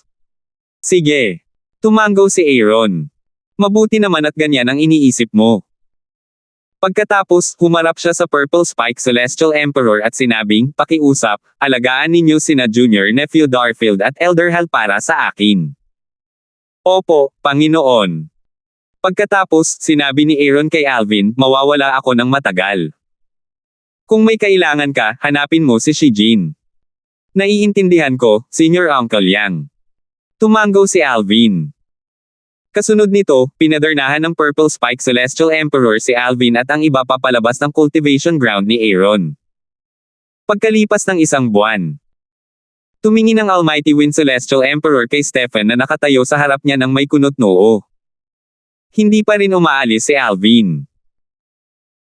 "Padre, nakausap ko na ang ilang tao," malamig na sagot ni Stephen na may madilim na ekspresyon sa kanyang mukha. Plano ni Alvin na manatili sa floating heaven ng 2 taon bago dalhin ang babaeng iyon, si Megan. Sinabi ng babaeng iyon na gusto niyang samahan pa ng kaunti ang third junior aunt. 2 taon. Gaman ang ekspresyon ng makapangyarihang hangin na emperador ng langit. Lilipas ang 2 taon sa isang kisap mata. Huwag kang mag-alala. Ako mismo ang huhuli sa kanya para pahirapan mo siya hanggat gusto mo sa oras na iyon. Gayunpaman, kailangan nating gawin iyon bago pa siya iligtas ng iyong 3 junior na tiya. Kung matagpuan siya ng iyong 3 junior na tiya, huwag kang gumawa ng anumang padalos-dalos. Natatakot akong mag-init ang ulo niya at atakihin ka.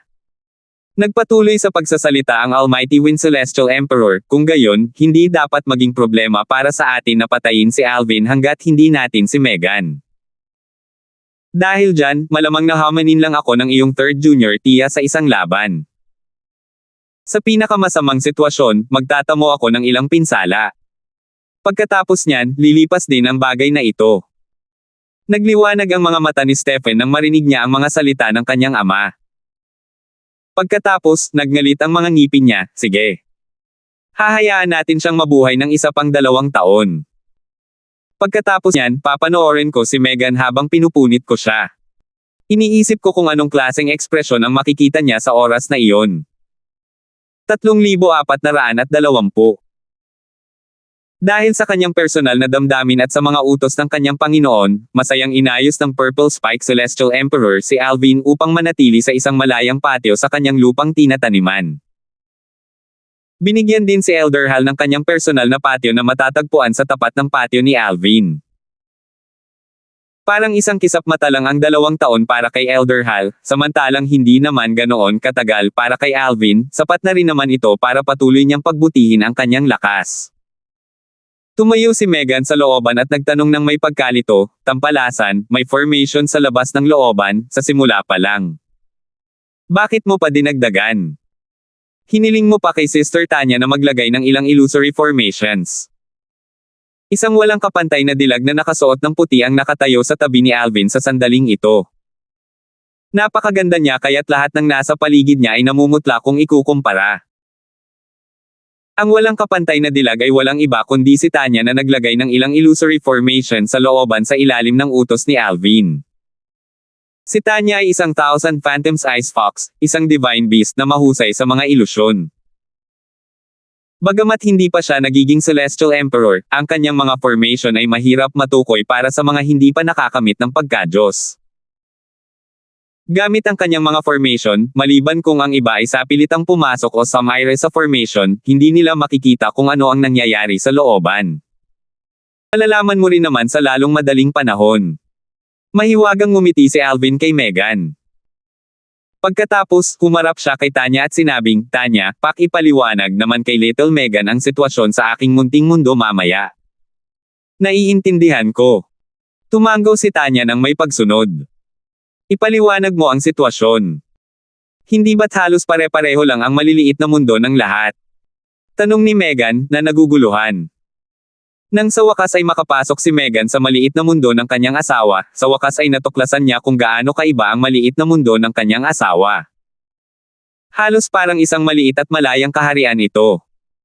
Ang enerhiya ng espiritu ng langit at lupa sa maliit na mundo ay mas mayaman pa kaysa sa palasyo ng langit ng lumulutang na langit. Sa katunayan, natitiyak niya na ang enerhiya ng espiritu ng langit at lupa sa maliit na mundo ay walang kapantay sa lahat ng kaharian ng Devata. Ang enerhiya ng espiritu ng langit at lupa dito. Parang bulong ni Megan. Maya-maya, biglang bumakas ang gulat at kawalan ng paniniwala sa kanyang mga mata. Nahirapan siyang tanggapin ang kanyang nararamdaman. Inakala pa niya na nananaginip lang siya. Lumapit si Rosa kay Megan sa sandaling iyon at nakangiting sinabi, Megan, hindi ka nananaginip, at hindi mo ito maling naramdaman. Ang enerhiya ng espiritu ng langit at lupa dito ay talagang katulad ng lupang banal na alay.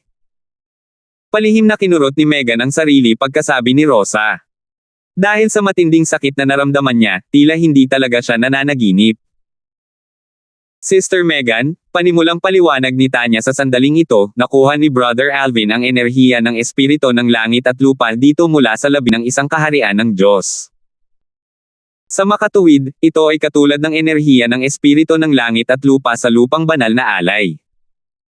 Ang labi ng isang kaharian ng mga Diyos.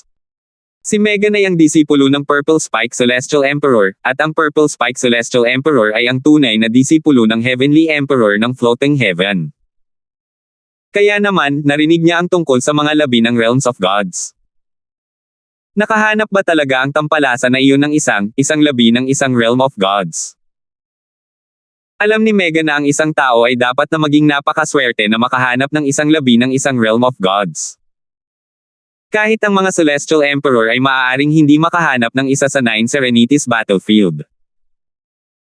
Ang mga labi ng kaharian ng mga Diyos ay karaniwang walang mga nabubuhay na bagay at naglalaman ng maraming banal na artifact at iba pang kayamanan.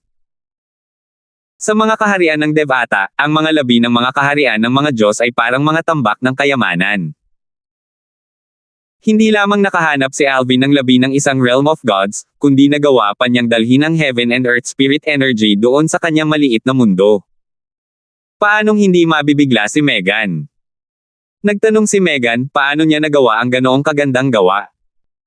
Alam ni Megan na si Tanya ay sumama kay Alvin halos lahat ng oras na nasa Devata Realm siya kaya maraming alam si Tanya. Sister Megan, nagawa ni Brother Alvin na makuha ang Heaven and Earth Spirit Energy mula sa mga labi ng Realm of Gods at madala ito sa kanyang little world dahil sa kanila. Sabi ni Tanya habang inaakay niya si Megan papunta sa limang banal na elemento na nagtitipon sa paligid ng banal na puno ng buhay. Sa sandaling ito, ang limang banal na elemento ay nagmukhang limang batis ng liwanag.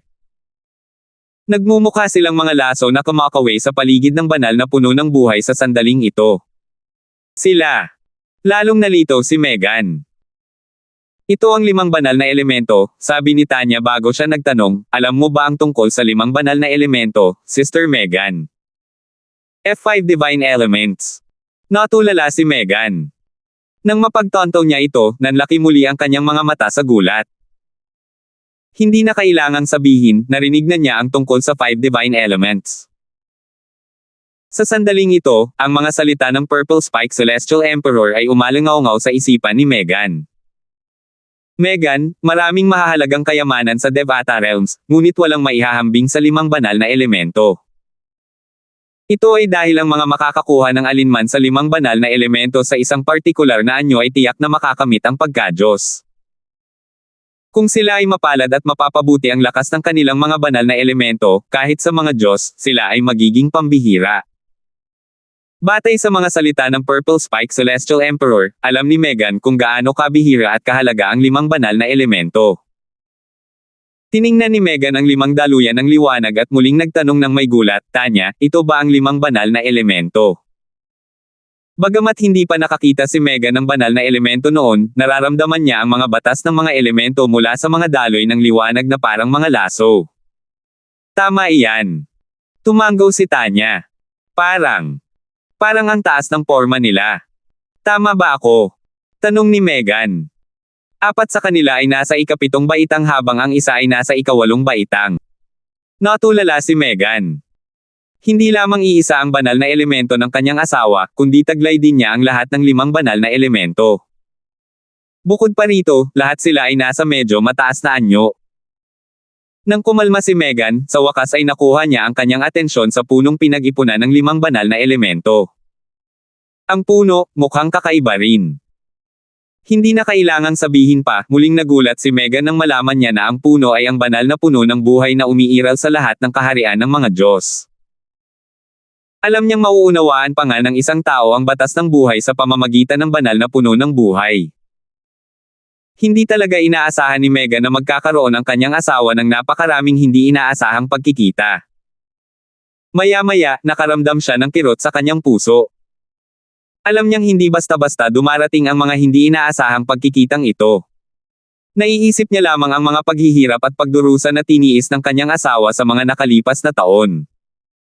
Sa katunayan, sigurado siyang marami na itong karanasan sa muntik ng mamatay.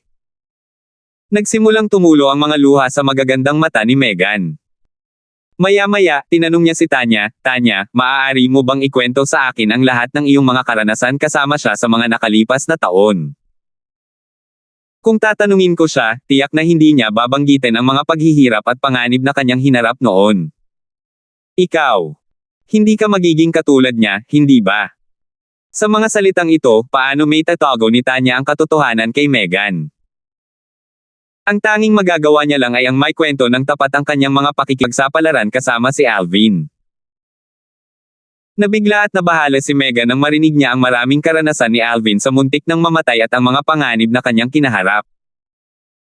Totoo ito lalo na pagdating sa oras na mayroon siya upang iligtas ang mga magulang ni Tanya. Pasensya na, Sister Megan. Hindi ko siya hiniling na iligtas ang mga magulang ko ng mag-isa. Nagmamadaling paliwanag ni Tanya nang makita niya ang mga mata ni Megan na nagniningning sa luha. Alam niyang may napakahalagang posisyon si Megan sa puso ni Alvin at ayaw niyang magkaroon ng masamang impresyon si Megan sa kanya. Ulol na babae, hinawakan ni Megan ang kay Tanya at sinabi habang umiiling, kilala ko siyang mabuti. Mas gugustuhin pa niyang isugol ang buhay niya kaysa ilagay ka sa panganib. Gagawin din niya iyon para sa akin, kay Kelly, kay Irish, at sa mga pinapahalagahan niya sa parehong sitwasyon. Tunay ngang kilala ni Megan si Alvin. Gayunpaman, kumikirot pa rin ang kanyang puso nang marinig niya ang tungkol sa panganib na kinahaharap nito. Labis ang kanyang pasasalamat at ginhawa na nakaligtas ito. Hindi niya maisip kung ano ang mangyayari kung may mangyari sa kanya. Pagkatapos manatili kay Alvin ng ilang araw, sinabi ni Megan sa kanya, tampalasan, sasamahan ko ang aking Panginoon pagkatapos nito. Hindi na ako madalas pumunta rito. Kung gusto mo akong makita, pumunta ka sa bahay ng aking Panginoon. Sige. Tumanggaw si Alvin. Hindi tumutol si Alvin dito. Tutal, alam niyang ang Purple Spike Celestial Emperor ay parang isang ina ni Meghan. Natural lang na gusto niyang gugulin ang oras niya kasama ang kanyang Panginoon bago umalis. Sa loob ng 2 taon, bibisitahin ni Alvin si Meghan at ang Purple Spike Celestial Emperor. Maraming beses, binibigyan siya ng pagkakataong tikman at tamasahin ang alak na personal na ginawa ng Purple Spike Celestial Emperor. Sa paglipas ng panahon, umibig din si Alvin sa alak. Hindi niya maiwasang mapaisip kung inaasahan na ba ito ng Purple Spike Celestial Emperor at hinikayat siyang uminom pa ng alak nito para mas madalas niyang makausap si Meghan sa hinaharap. Mabilis lumipas ang panahon. Sa isang kisap mata, 2 taon na ang lumipas. Guro, madalas po akong bumibisita sa inyo. Nakatayo si Alvin sa tabi ni Meghan habang nagpapalam ito sa Purple Spike Celestial Emperor. Nang umalis si Meghan kasama sina Alvin at Elder Hal, nakita ni Alvin ang mga luhang kumikinang sa mga mata ng Purple Spike Celestial Emperor. Salamat po at sinamahan ninyo ako, ingat lagi mga master.